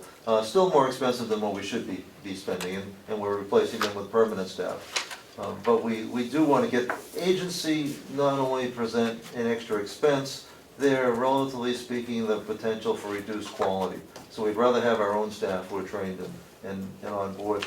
We've come a long ways just these past 3 weeks. So we're reducing overtime. We're not going to be redoing some of our agency contracts. So we're looking to a, relatively speaking, good summer. But having said that, if anybody knows an RN who wants to work nights, please send them our way. Jason? As long as we're talking nursing, just so I throw it out there, we had to sign for agency nursing as well this year. because I have very limited staff of nurses trying to cover a lot of days, and burnt out a couple of them, especially who were on salary. It was just, when they're working 60 to 80 hours a week on salary, it wasn't working out. So we have taken the agency, and just so you know, it is actually cheaper to have somebody do the overtime than it is for agency for us. So we're trying to do a combination of both and not burn out the 3 full-time nurses that I have, just so you know. So we're keeping track of our costs, and hopefully it will go well. Kenny, can you tell me what line that's coming out of in the jail? All the nursing salary lines. Nursing salary line. Nursing salary line? Yeah. I'm sure somebody would want to ask.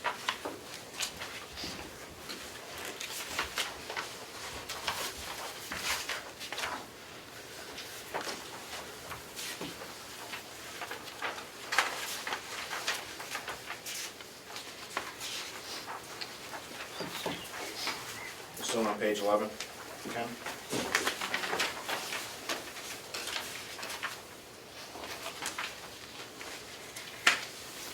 Everybody satisfied with the overtime?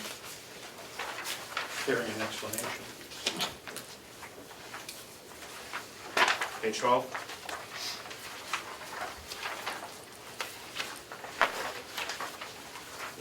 We,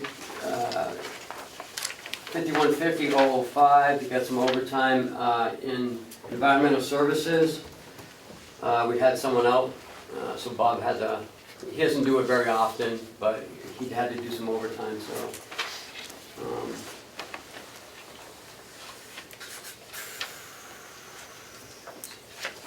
Pellets? Our pallets, we use that in the first quarter. We probably won't use it through the summer, I'm sure. But I don't know, it's May, it's only 50 degrees today, so I'm not sure. Until we get that pellet-fired air conditioner working, we're gonna fix it. Representative Umberger? Are pellets also used for hot water, or is not just for heat? Just for heat. And propane right now is a lot cheaper. than We money. signed a contract that will begin August. August? Yeah. So as you're still in the old contract, so Yes. $1.14, something like Yeah. that, which is a lot less than running pellets. Yes, So this is just a controlled burn to keep the machines running. yes. Representative Butler, do you have a question? No, I'm done, thank you.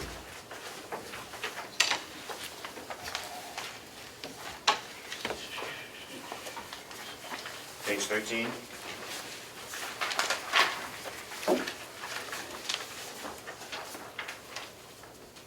Doesn't look like there's much. Page 14.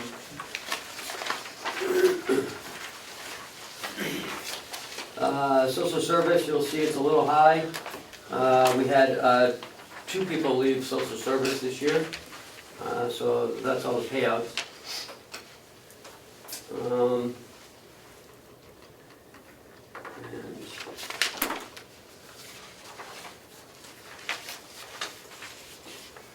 that's about it.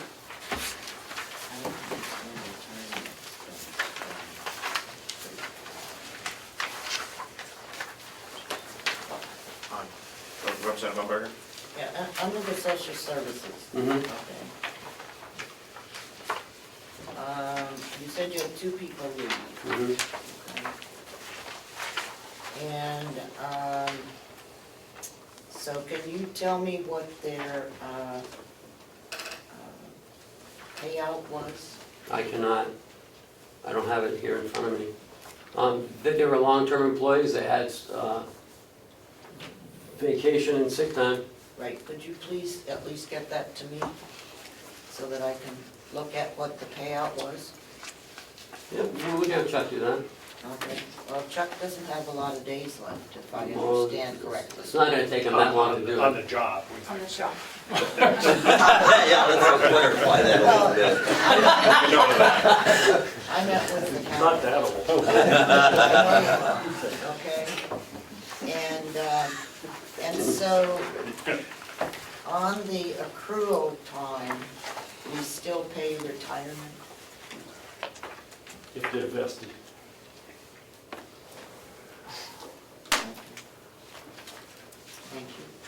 I'm sure Chuck will break that down for you. Yeah, I'm sure I'd appreciate it. So it looks like we're on good standing, Ken, for the first quarter, 24% roughly? Yes, you know, well, like I said, we are where we were last year, and we did very well last year, so. Can we go over the outstanding AR? No, I'm sorry, Mr. Chairman. Go right ahead. Can we go over the outstanding AR real quick? Thank you, Sure. Commissioner. Looks like, Howie? Howie,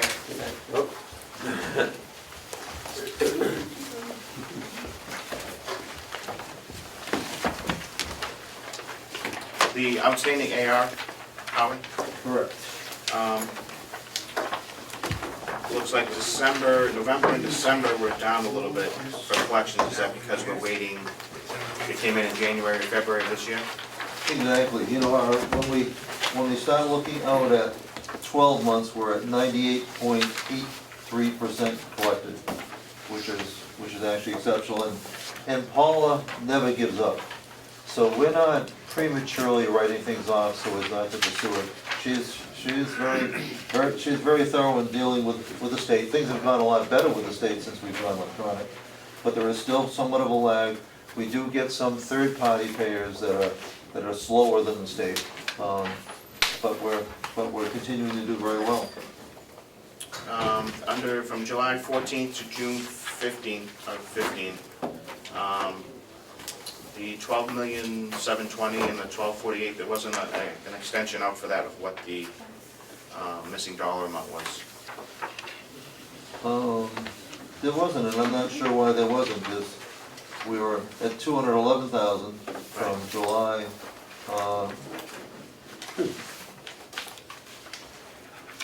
I just didn't bring my calculator. That's right, so I should be able, that's what I was looking for. Yeah, 300, 236, 234, that something like that. looks to be right.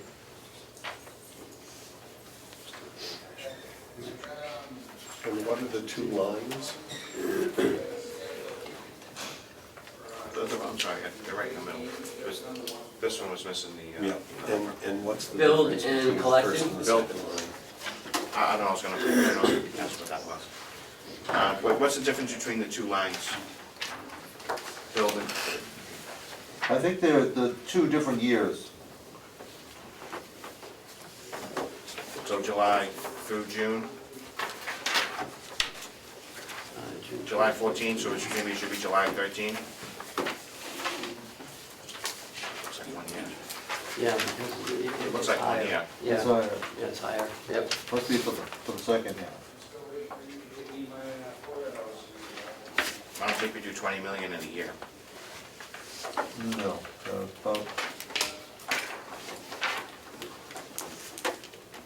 So it must be for the, that actually, well, of course, now I know what it has to be. At 12,000,004, that's for the full year. Okay.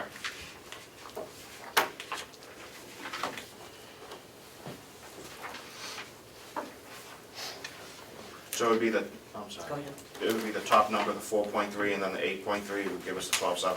Yes. Correct. There we go. But still, it's still a remarkable 97.96%. It's wonderful compared to what it used to be. To be sure. Well, because at one point it did have a tail of going out 2 to 3 years. It was not Right. all to be written off, but it didn't have the timeliness that it does now. Representative Umberger?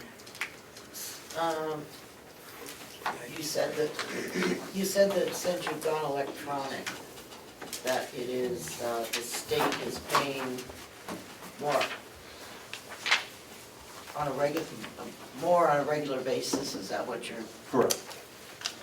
And that it's made quite a difference, so there was a time when Paula was photocopying and sending paper off to the state, and they were having to process paper. Now we're looking at, for the better part, a 90-day return on Medicaid. We're also very fortunate in terms of the preparation we do. What hurts many counties and many nursing homes is what's called Medicaid pending. We have people that are not fully qualified for Medicaid, and you don't get paid until they are. Paula works very aggressively at getting people eligible right from the beginning, sometimes even before they come in. so that we don't have those delayed payments that many places do. Representative McConkey? No? I don't on that, thank you. And on the back of the page, it looks like we're doing pretty well for the first relatively quarter, and plus up until April. Yeah.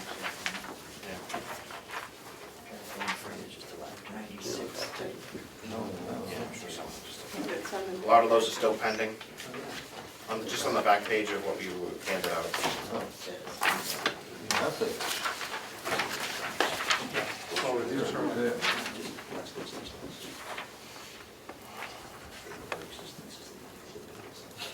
If that would be, the amounts pending are the amounts that have been submitted but not received. Okay. Although, once we submit to Medicaid, we have a high level of confidence of receipt.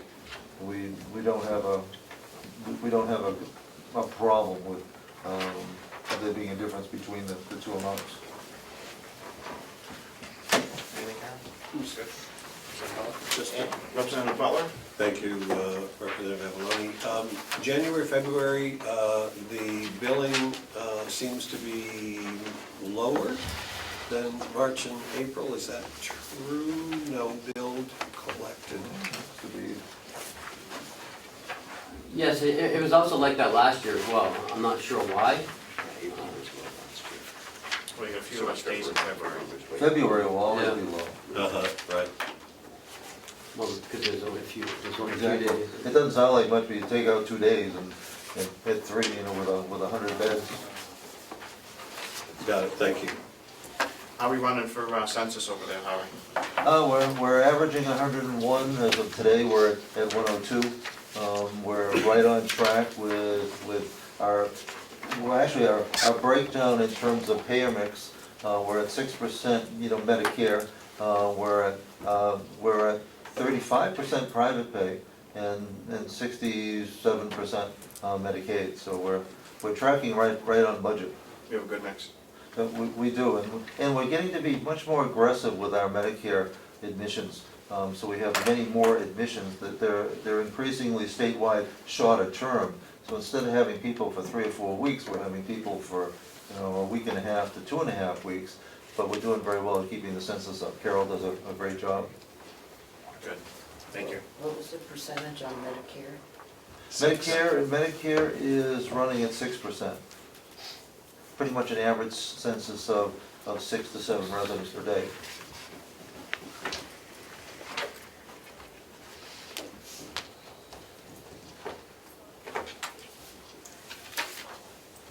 Roll the revenue, real quick.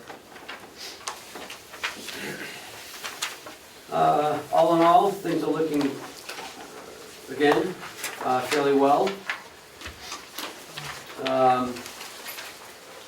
The sheriff brick fees are only for January and February. Those are put in when we receive them, so.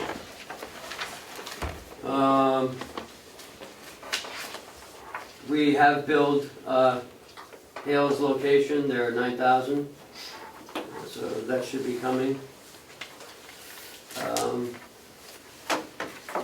Representative McConkey? If I could just back up general fund in your first section, 2 questions. If you don't have an explanation, just give me the detail if you would, please. County miscellaneous income, $3,700, if you could list that out, show us the detail. And insurance refunds, 1781, am I on the right page? 1781, if you could, do you have any explanation for that? That's the remaining balance. On the Okay, miscellaneous income is 287.97.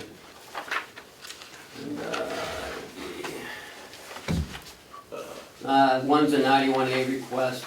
We got an insurance rebate of $183. Actually, and another 91A request for $15. Thank you for that. Your refund that you've gotten for overpayment, is that a less person, or is that on the dental side of things, or is that just clerical? What are we talking, the insurance refunds? Correct.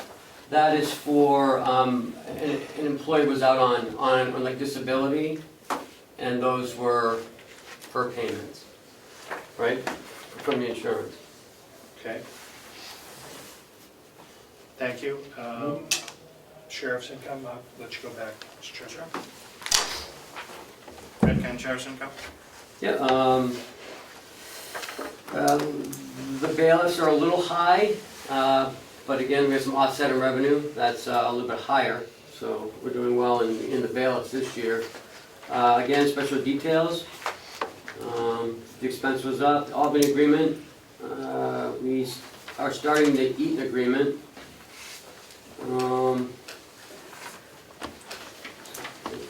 Registered deeds. I'd say I like that online access service right there. Yeah, that's doing really well. Better than we thought, but again, you know, as people pay in the beginning of it, so that'll start to peter out as we get towards the end of the year. But we are where we were last year with the registered deeds as well, and they did superb. The jail, 67%. Hold on, there's a question, Representative Umberger had a question on the registry. Yes. I guess that my concern is that listening to all of the hype around the state, houses are flying off the market at extremely quick rates. And yet, we're not, so to speak, keeping good pace with them. February is always a slow month. It was last year, it is this year. If you look back at the trend, there are certain months that just don't do anything. Right, I understand February. Yep. What about January and March? January was fine, and I believe March was fine as well. And so the entire shortfall, if that's the right term, in your reporting fees, et cetera, down the list, is because of February. I would have to say so. Representative McConkey. Thank you. Perhaps you could follow up with the registrar. My conversations with her have shown that she has been tracking, even on that slow month, a couple % higher than last year. So perhaps you could just take a look at that and see where we are. Because I agree with Representative Umberger, and I believe from my conversation, it's showing stronger than 20%. Something's dragging me down. Are we done with the registrar? Yes. The jail boarders, we're doing well. It probably won't be as well as last year. We've lost Stratford, but Rockingham is kind of stepping up a little bit.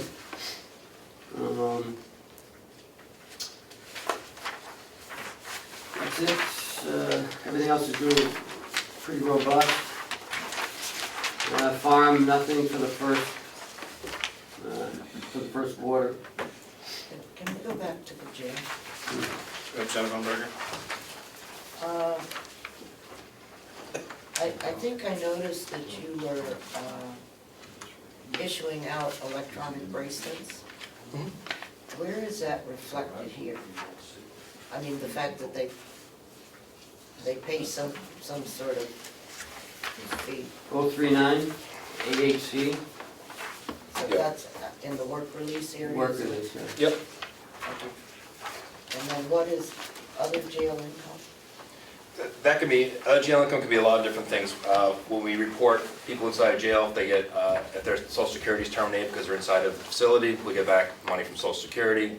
If we've had things that have been broken in the past and they're still paying for it, you can't put in past budgets, it has to go down to the miscellaneous funds as well. No, thank you.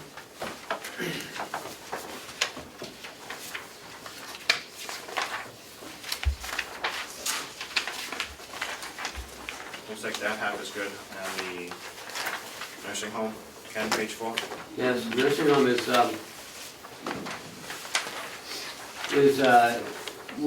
where it should be. Medicaid may look low, but No, it's not February. On the overview, yeah, it is February. Yeah, it is. I just didn't want to agree with Representative Umberger.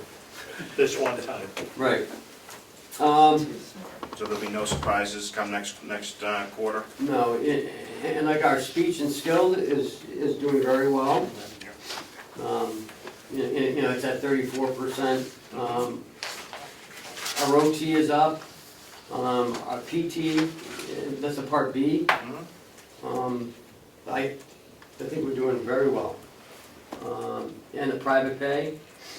If you got look at the cafe meals, we're right where we should be. Now, does that include, No, that's all taken out. thank you. You guys have private conversations? He asks the same thing all the time, same question.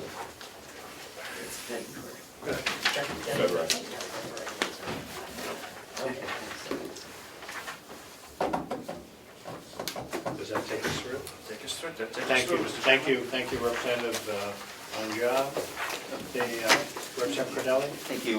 Just one minor thing. I was wondering in the future if we could get mailed non-editable documents rather than a Word document that could be edited with this information.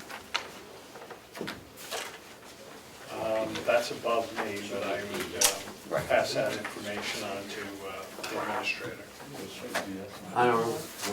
They just want a PDF form rather than in Word form.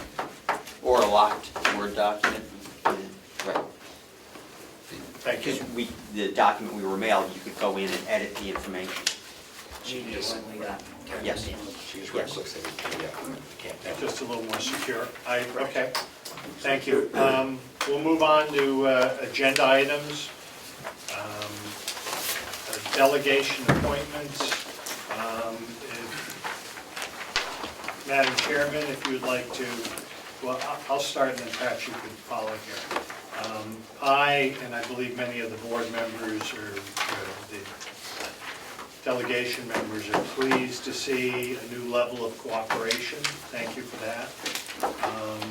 Especially the Grant Review Committee, which I'll speak to, and the Energy Saving Performance Review. But before we even get started, thank you for our inclusion into those.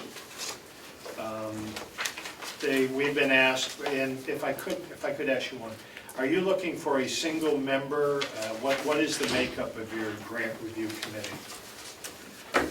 I guess we would like one member from the delegation to participate in our grant review committee. The rest of your committee is made up of whom? We have a commissioner and It's one commissioner, myself, one delegation member, and the finance director, and the department head, whoever is bringing it forward. Okay. So with that and without objection, I'd like to appoint Representative McCarthy, and his, in the event that he can't make it, it would be Representative Nelson for that purpose. thank you very much. Thank you. The Energy Savings Performance Review Committee, is that a broader initiative, or is that basically the same makeup? That's what he was referring to about the RFQ. Right. We're having 3 respondents to our RFQs, and we would like to have a member of the delegation to be on that committee. They're going to choose or make a recommendation for one of the 3 RFQ respondents that we get. Sounds good. So is that one commissioner, the finance director, the administrator, and the delegation member? No, it'll be Mark, Commissioner Hounslow, myself, Bob Murray, and a delegation member. Thank you. So without objection, I would appoint Representative Cordelli to that. And do we have someone else who would like to be? Representative Avellini would be our backup representative. Could I, and thank you for... that's anticipated to only be a month long. It shouldn't take long, but there's a lot of reading. They live for that stuff. If the administrator could give me a update on where we are with senior management staffing and what's in the works. But then, we were told that we couldn't. Right. Give us the HR plan. Okay. Could we at least have a conversation? Are we in the process of finding individuals? We're talking about it this week at the commissioners meeting, so we don't have I have a plan, and I'm gonna bring it to them, but they may have a plan as well, so. Okay, thank you.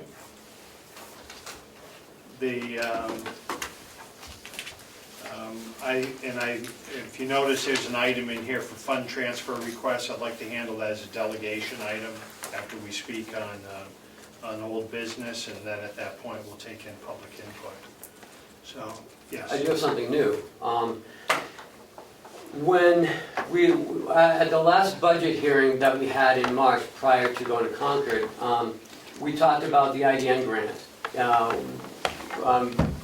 Representative Comeau talked about it as far, and I guess you guys met as well, about the grant for the IDN.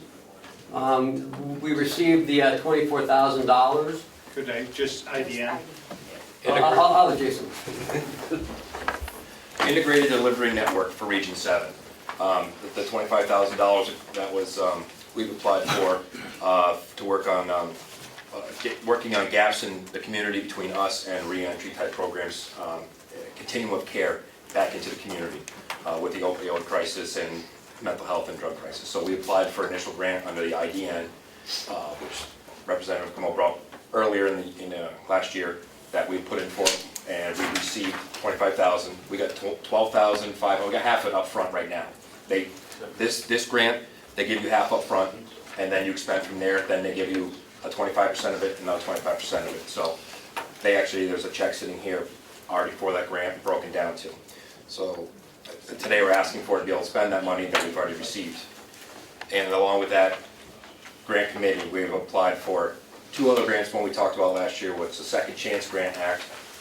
We have not received yet, obviously, so the committee can still look at, and another portion of the Integrated Network grant we also applied for too. May I interrupt you for one moment? Representative Umberger had a question on...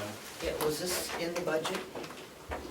It was brought forward by Representative Comeau. No, is it in the budget? Yeah, it's on revenues on page 3, but there's no money in it, so we need to have you guys accept the money for it, because we didn't know how much it was going to be. Follow-up, Representative Umberger? You mean page 3 on the revenue? Yes, and then it's on page 10 in the expenditure. They have to accept the money. Page 10.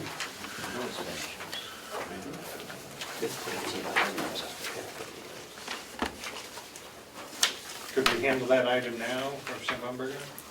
Do you still need more clarification, or? No, I just wanted,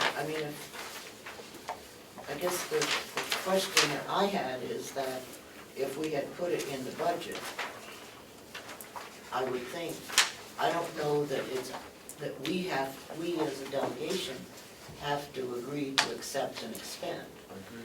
But if it is not delineated in the budget, then probably we have to. That's why I Yes. asked the question.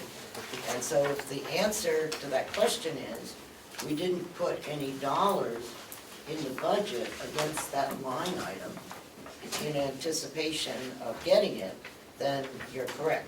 And I will move.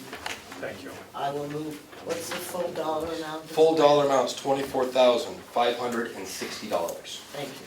I will move to accept over Thank you. grant, whatever it is. Melissa, are you clear with that? 24,560. Yes. And I'll second. Seconded by Butler. Seconded by Marsh. Marsh. Well, because Okay, we don't know when it's gonna with be. that, does everyone understand the motion before us? If you're in favor of that motion, raise your hand. If you're opposed, one in opposition. But you're in favor. I'm just trying to keep track. It was late, late to the party. Thank you. So it was unanimous. Representative Comeau. I just had a question. Are we gonna review this grant at some point?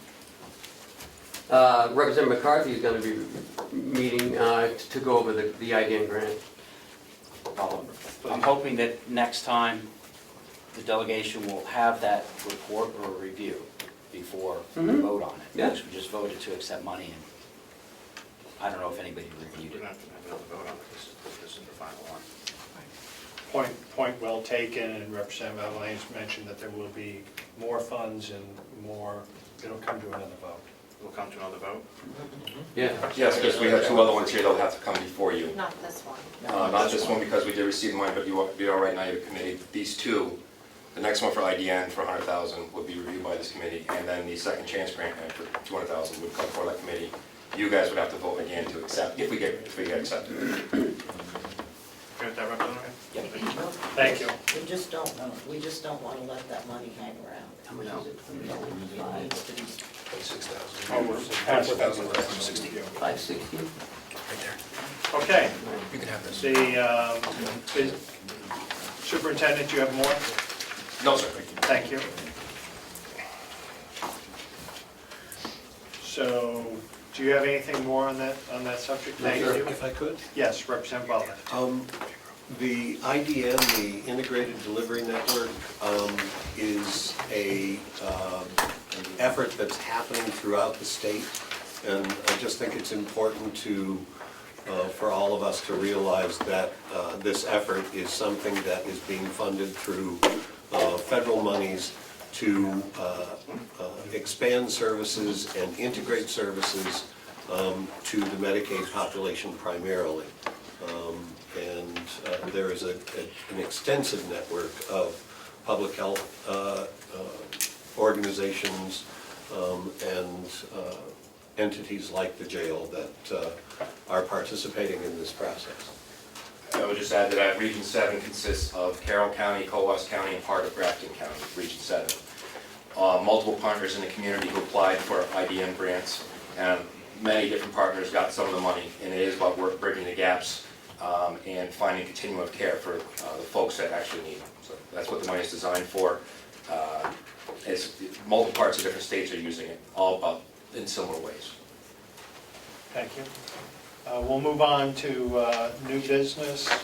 I have 2 items that I know of at least. If there's more, we'll discuss it. Representative Avalani, and then I'll be followed by Representative McCarthy. Back to the preliminary discussion, page 9, on the auditor's preliminary paperwork. Just a question again on the $40 million withdrawal, and what is HONSY under the field officer?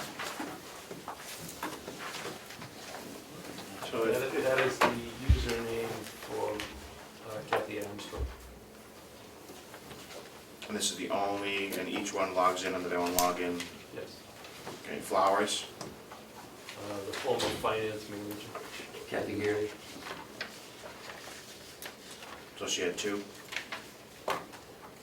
First one was Kathy Armstrong. Second one was Kathy Gary. Flowers. And then Cheryl is Charles. Carolina. she's got to get a better code name. And I'm guessing there's no others allowed in this to transfer or make changes or anything else other than these people? I could be, but I wasn't there at the time. Well, yeah, I was gonna say this is 11, 12, and I was not in the system then. I, thank you. And can we get some background on what that $40 million was? I believe it was a mistake, and they were just correcting a mistake. Either that or it's check settlement. It just makes me nervous, that's all. Do you want something? Payout, yeah. I'll give a count. Thank you. Thank you. Representative McCarthy? Thank you, Mr. Chairman. This is on the How's location? Hales location. I've been doing some studying and some talking and some checking relative to Hales location. and as we all know, there's no question, that unincorporated places fall under municipal budget law, not county law. And municipal budget law says that they have lapsing budgets, just like every municipality in the state. And I did some checking on that, and I was told that the reason for lapsing budgets is so that the individual who pays in an excess amount of taxes gets that money back. That's the state's way of doing it, rather than sending everybody a check. They take the excess money and they put it back into the general fund, and that's how the people get their money back. And I've been told, I've been advised, if you have somebody that lives in Hale's location, let's say for 8, 10, 12 years, and we did not follow the law and use lapsing budgets, over that 8, 10, 12 years, they put in maybe $8, $10, $12,000 more than what they should have. And then they move. They have no way of getting that money back yet, except taking the county to court. For the money, excess money they put in, the interest on that excess money, and jeopardy fees, or whatever you call it. Anyway, the problem is, you gotta think about it a little bit, because by not using lapsing budgets, you're leaving the county open for lawsuits.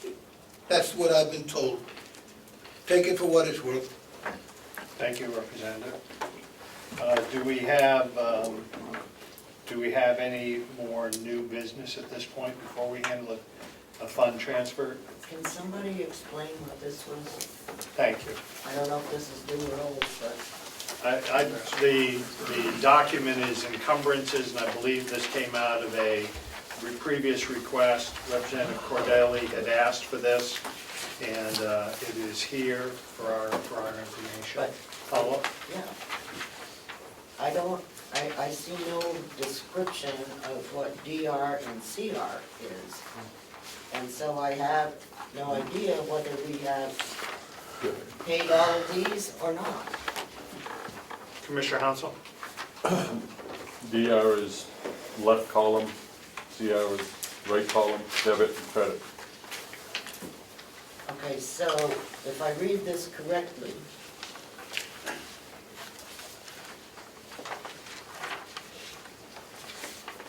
we should have paid all of our bills that were encumbered, is that correct? That would be my interpretation. I don't think Ossipee knows about truants. Is there a question why you don't think that's the case? No, Or I you just just- asking I just- informational? You know, we encumbered the money in January, and now I just want to make sure that all the bills have been paid. And May. Thank you. Chuck, is that your understanding? If the work has been completed on each of those projects, then yes, it has been paid out. There may be some on that list that are in process at the moment. But if I add 8 and 6 is 14, plus all those little other numbers. And then I look at the credit, does that mean that you paid those? Is that a journal entry just to transfer funds? That's just a journal entry to balance the account. The specific amounts in the debit column is what is owed on those particular projects. And then the balance in the right column balances that out. So we don't know from this whether it's been paid or not? No, we could check on each of these items and tell you whether they're in process of being paid. Okay. Would you like further information on that, Representative Umberger? To Yes. see if they have been? So that would be our request if we could. And I mean, if we're going to get this, then it needs to be meaningful Thank you. to me. Representative Cordelli, did you have a question? Not on this. Okay, thank you. Representative Avalani? Could we get a total? Bottom of the page 2? Left column, right column? There's no total because some of it is different funds, so the total would be misleading. Thank you. Thank you. Thank you for this information. We look forward to the final product. New business, further discussion, Representative Cordelli. Thank you. I think that we were told by the auditor that the 2016 audit is underway. Thank you. And I was hoping that as part of that, they would be revisiting the management letter from 2015 that had specific deficiencies cited in that. And I hope that that will be done as part of the 2016 examination. But I would also hope that that 2015 management letter could be posted on the website along with the 2015 audit. 2015 audit is on the website. Yeah, but not the management letter. So that's, I know there's issues with that. Is there any reason to think that that can't happen in a reasonable amount of time? No. No, it'd be okay. Yes. Okay. The question, to follow up on the representative's question, and I'm listening in my head, I'm hearing Representative McCarthy talking about our need to be engaged in that, and that we've been left out of that. And I'm sure that was not a conscious effort, and that you're going to work to that end to have us involved in that. How would you respond to Representative Cordelli's request that, or certainty to be sure that you were looking at the recommendations from 2015, I believe? We've already implemented most of them already. I mean, you know, as soon as we got them, we're in the process of implementing a lot of the financial policies and procedures. I was implementing them when they were here, so. Thank you. If I could just ask you, in Sure. your free time, which probably happens at 5 a.m., if you could bring that into a correspondence and tell us how you've done that, and if there are items that are missed and how you're working on it. That would be greatly appreciated. Dr. I'll come to the representative. In my past experience with this auditing firm, it is standard practice for them to revisit the previous management letter as part of the next year's audit, so you will get responses to that. I think that's a requirement. Okay, thank you. Of this, The gas one. yes. Okay, thank you for that. He doesn't need to do that. Okay, I refer to better known. Representative Marsh. Yes, Ken, in my previous experience, it's practice that a management response to a auditor's letter would be posted at the same time as the auditor's letter is posted. I would appreciate that you could post that on the website as well. It would certainly save us all an awful lot of phone calls. Sure. You had a response to them? Yeah, I had responses to each of the management Right, those should be paired documents, and post one without the other, I think, would be inappropriate. Well, in fact, I do it in the next paragraph. That will be fine. So it can all be posted together. Good, thank you. Representative Comeau. Thank you, Mr. Chairman. I was wondering if I can get a response to the accrual error that occurred. What's been the resolution to that? Thank you. It's been corrected. Follow-up. The finance director stated a few weeks ago that he discovered the issue, but he then had to let it play out, and that he discovered it in early 2016. So I've never heard a clear number of how much more was paid out, if any was paid out, or authorized to be paid out. And I assume that the money comes from one salary line, the salary line. So if the accrual cap was set incorrectly and that money was paid out, what is that overage? Thank you. Long question. Do we need to break it down? Do you have an answer?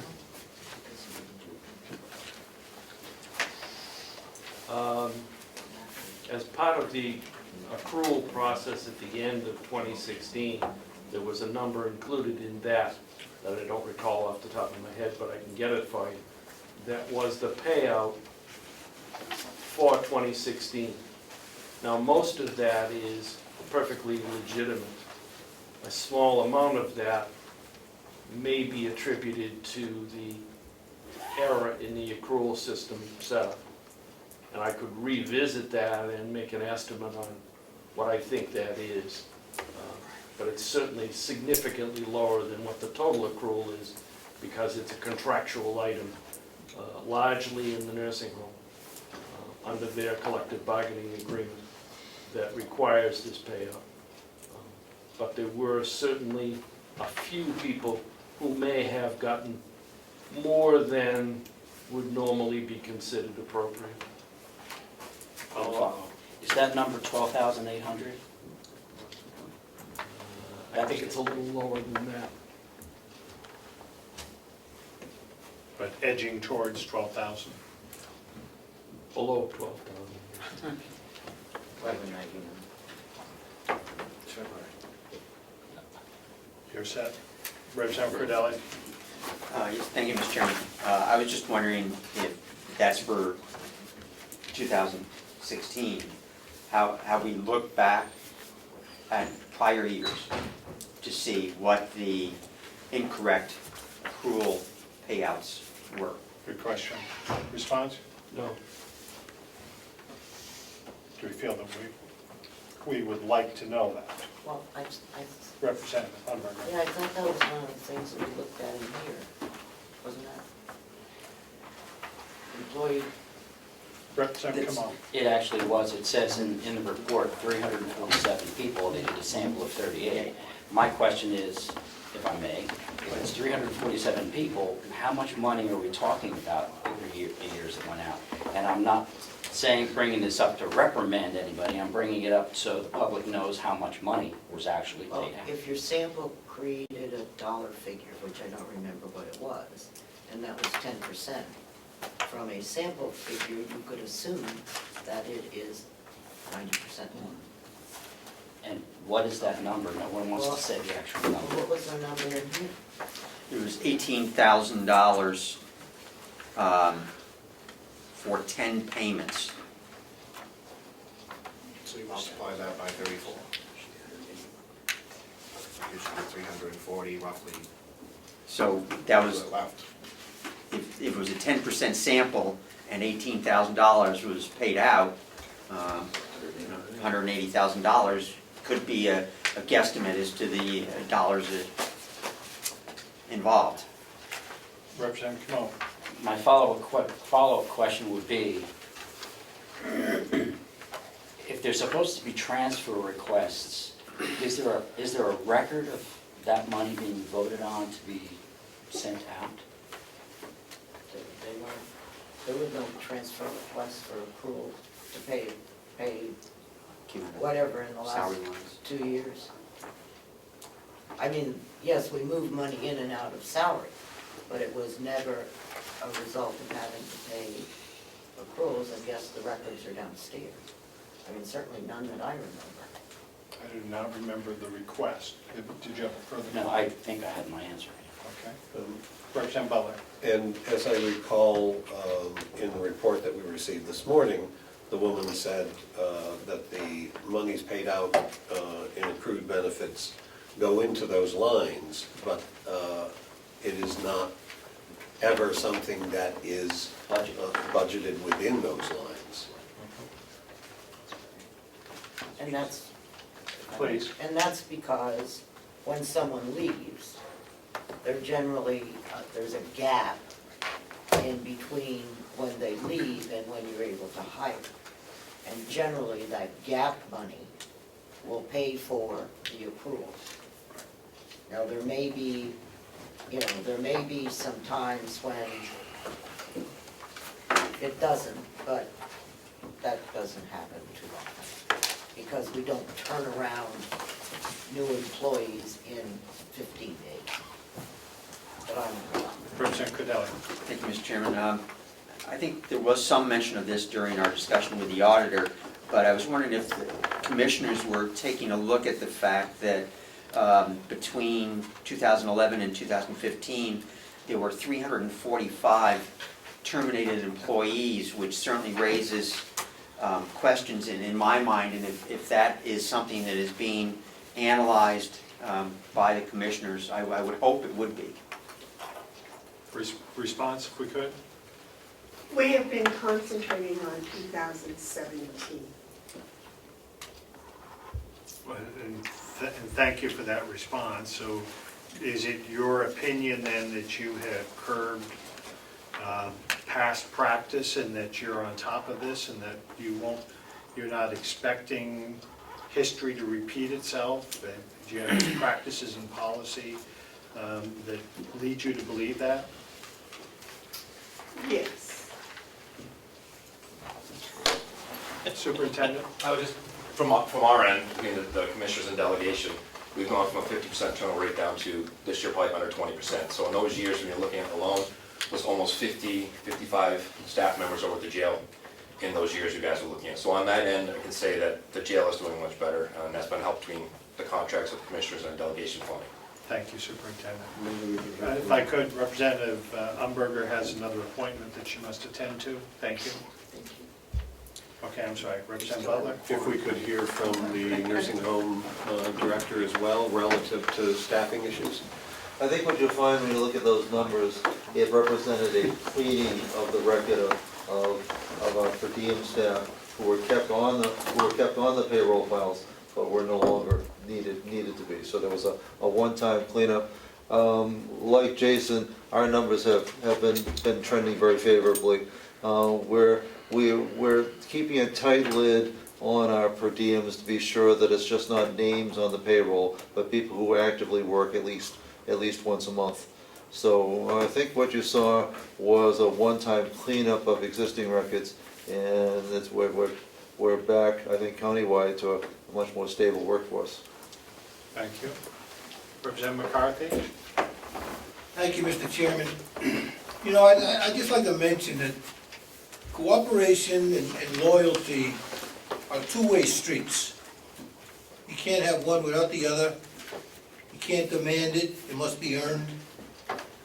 So I'm very disappointed, although in the recent past, on several occasions, I brought up section 28:3-A relative to county audits. But yet, the requirements in 28:3-A have been totally overlooked, and we were left completely out of the picture. Let me explain. If an audit is required, the commissioners, with the approval of the executive committee of the county convention, shall engage the services of a certified public accountant, blah, blah, blah. I'm a member of the county executive committee.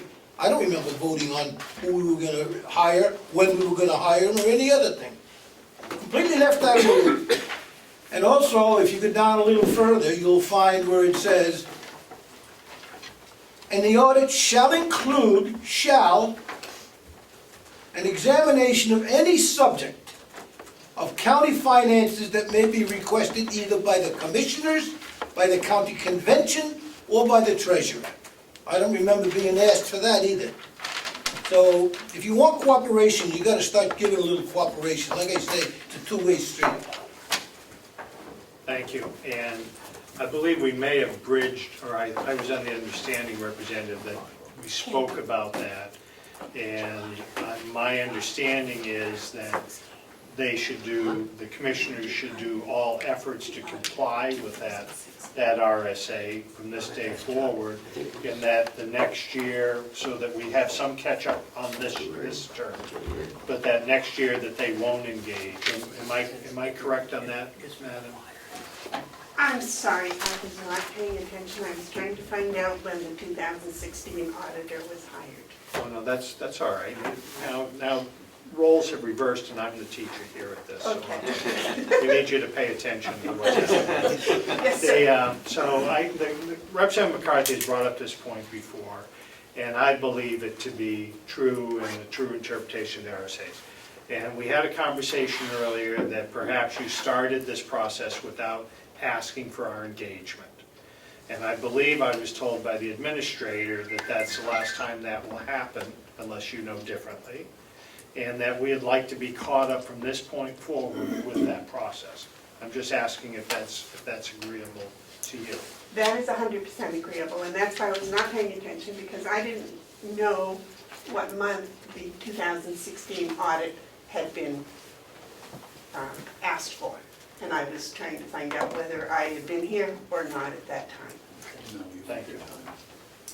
I think we're heading in that direction, and I don't downplay at all the seriousness of your comment. That's why I brought it up several times, not once, but several times in the last couple of months while we were hashing out the budget and all the rest of it. I brought this up so that it could be done for the 2016 audit, and it wasn't.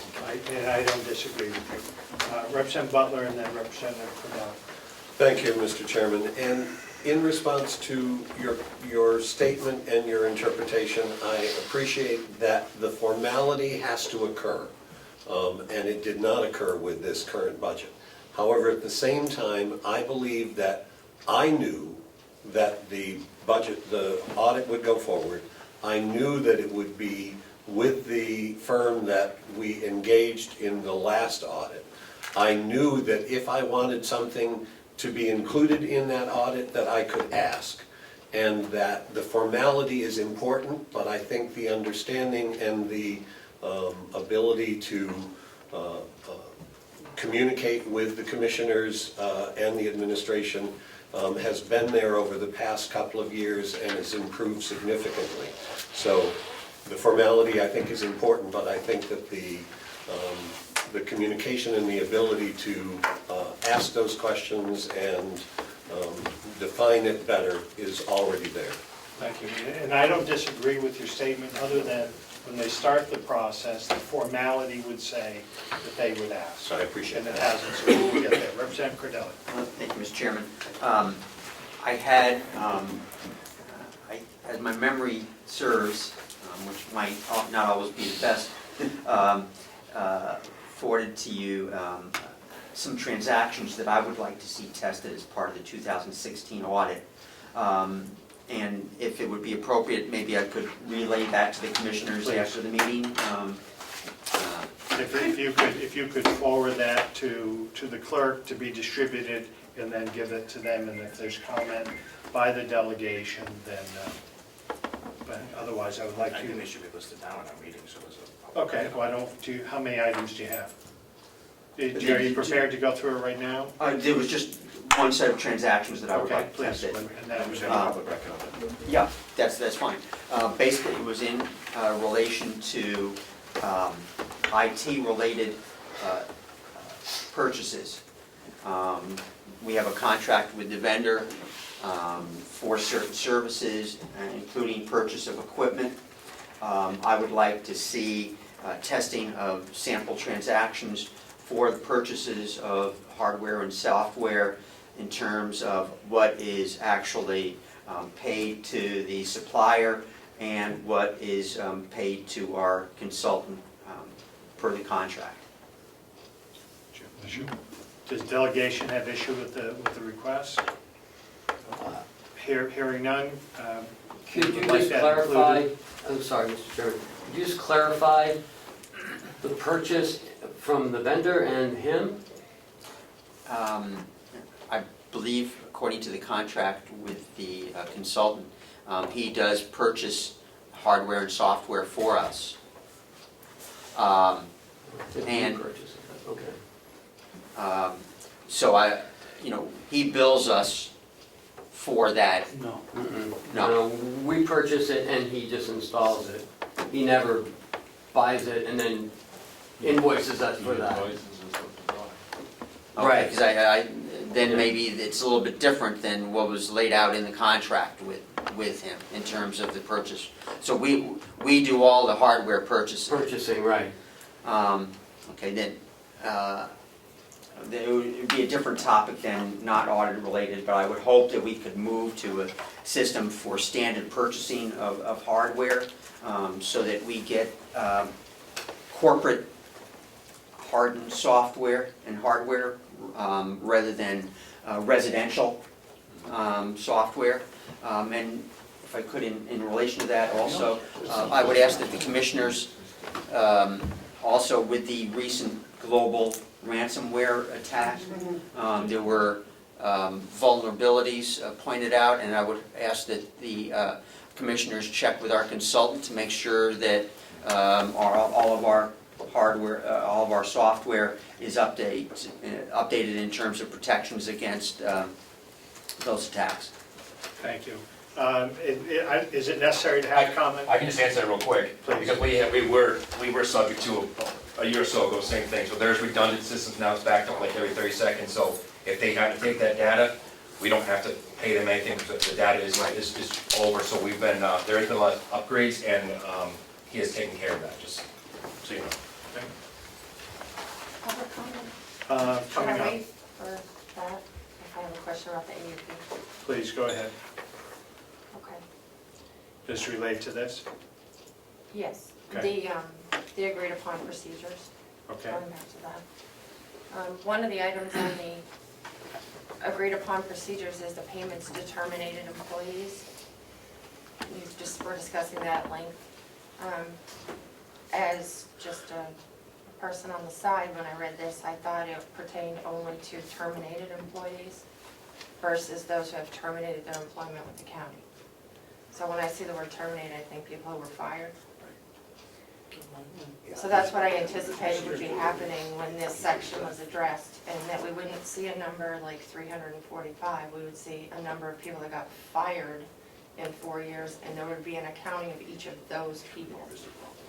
I'm just sharing what I had anticipated when I saw the draft of this AUP. And in saying that, I haven't looked at the union contracts, the 3 collective bargaining agreements, but in the non-union handbook, it says, all employees leaving employment with the county with appropriate 2 weeks' notice will receive 100% of their accrued time paid out on the final check, which would also lead me to believe if you don't give appropriate 2 weeks' notice or you are fired, you get nothing. But maybe it doesn't. I don't know. Could we have explanation of that part of the question? Is that something that can be spoken of at this point or not? In some cases, it cannot be spoken of, but in general, she is correct that if you give the appropriate 2 weeks' notice, you get a payout. There may be situations where it is prudent to give a payout on a fire to protect the county. And that's And that, assessed on an Mr. Chairman, individual if I could, I basis. believe is what the public is entitled to know In- for each individual case. And there are people who were fired during that time period that received a payout. And I think that people have the right to know. I will, Just a comment. thank you. Thank you. Write your comment down if you would, please. Yes. Okay. And the point's well taken, at least by this delegation member. The other new business? Yes. Thank you, Mr. Chairman. I'm just wondering if, now that we've discussed the agreed upon procedures audit with the auditor, if the delegation felt that any additional follow-up to any of the items covered in that audit required further analysis or further action of any kind. I think we need to digest, Mr. Chairman, may I? Please. I think we need to digest everything that went on today before we go further on that. And I think there will be further reflection on that, and we'll have the opportunity to do that. Great. Representative McConkey? I think it's correct, yes, it does, but I don't see any good in it, it's not gonna happen. Representative McCarthy, thank you. Representative Nelson, did you have a question? Okay. Without objection, I'd like to move to, are you prepared to speak of the fund transfer? Sorry, yes, I am.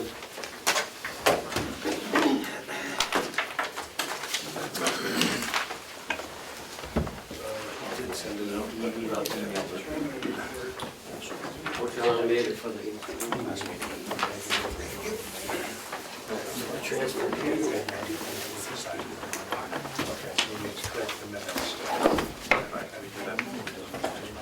Yes, while we're taking a look at the fund transfer, Vice Chairman has noted that we have not accepted our minutes from last meeting, and we should do that. Has everyone read the minutes that were distributed? Do people have omissions, additions that need to be discussed? Seeing none, Mr. Chairman, I move that we accept our minutes from last meeting. Second. Motion made, seconded. All those in favor of accepting the minutes from the previous meeting signify by saying aye. Aye. Those opposed? Representative Knirk, you're with us on this? Yes, it Thank you. Okay, thank you. Let's move on to the transfer. Yes, sir, it's request number 1, I'm sorry. I didn't want to have on this early, but it was a oversight on my part. We had a new treasurer who lives further than the old treasurer, and I didn't even think about the mileage, so unfortunately, so far, we've got $20 left in his travel. I'm asking for a transfer of $800 from the commissioner's travel. Their budgeted was $5,550. The expense year to date is only $1,401. Therefore, I request $800 be transferred from the commissioner's travel to the treasurer's travel. Questions for the delegation? Representative Butler.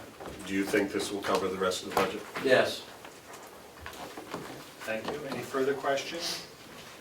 Seeing none, Mr. Chairman, I move that we accept this transfer. Thank you. Motion's been made, seconded by Butler. All those in favor will signify by saying Sign this one, please. aye. Aye. Those opposed? Negative? None. And it's going, I can't reemphasize enough that the transfer requests over the last year and this year have been spectacular. The budgeting process is working.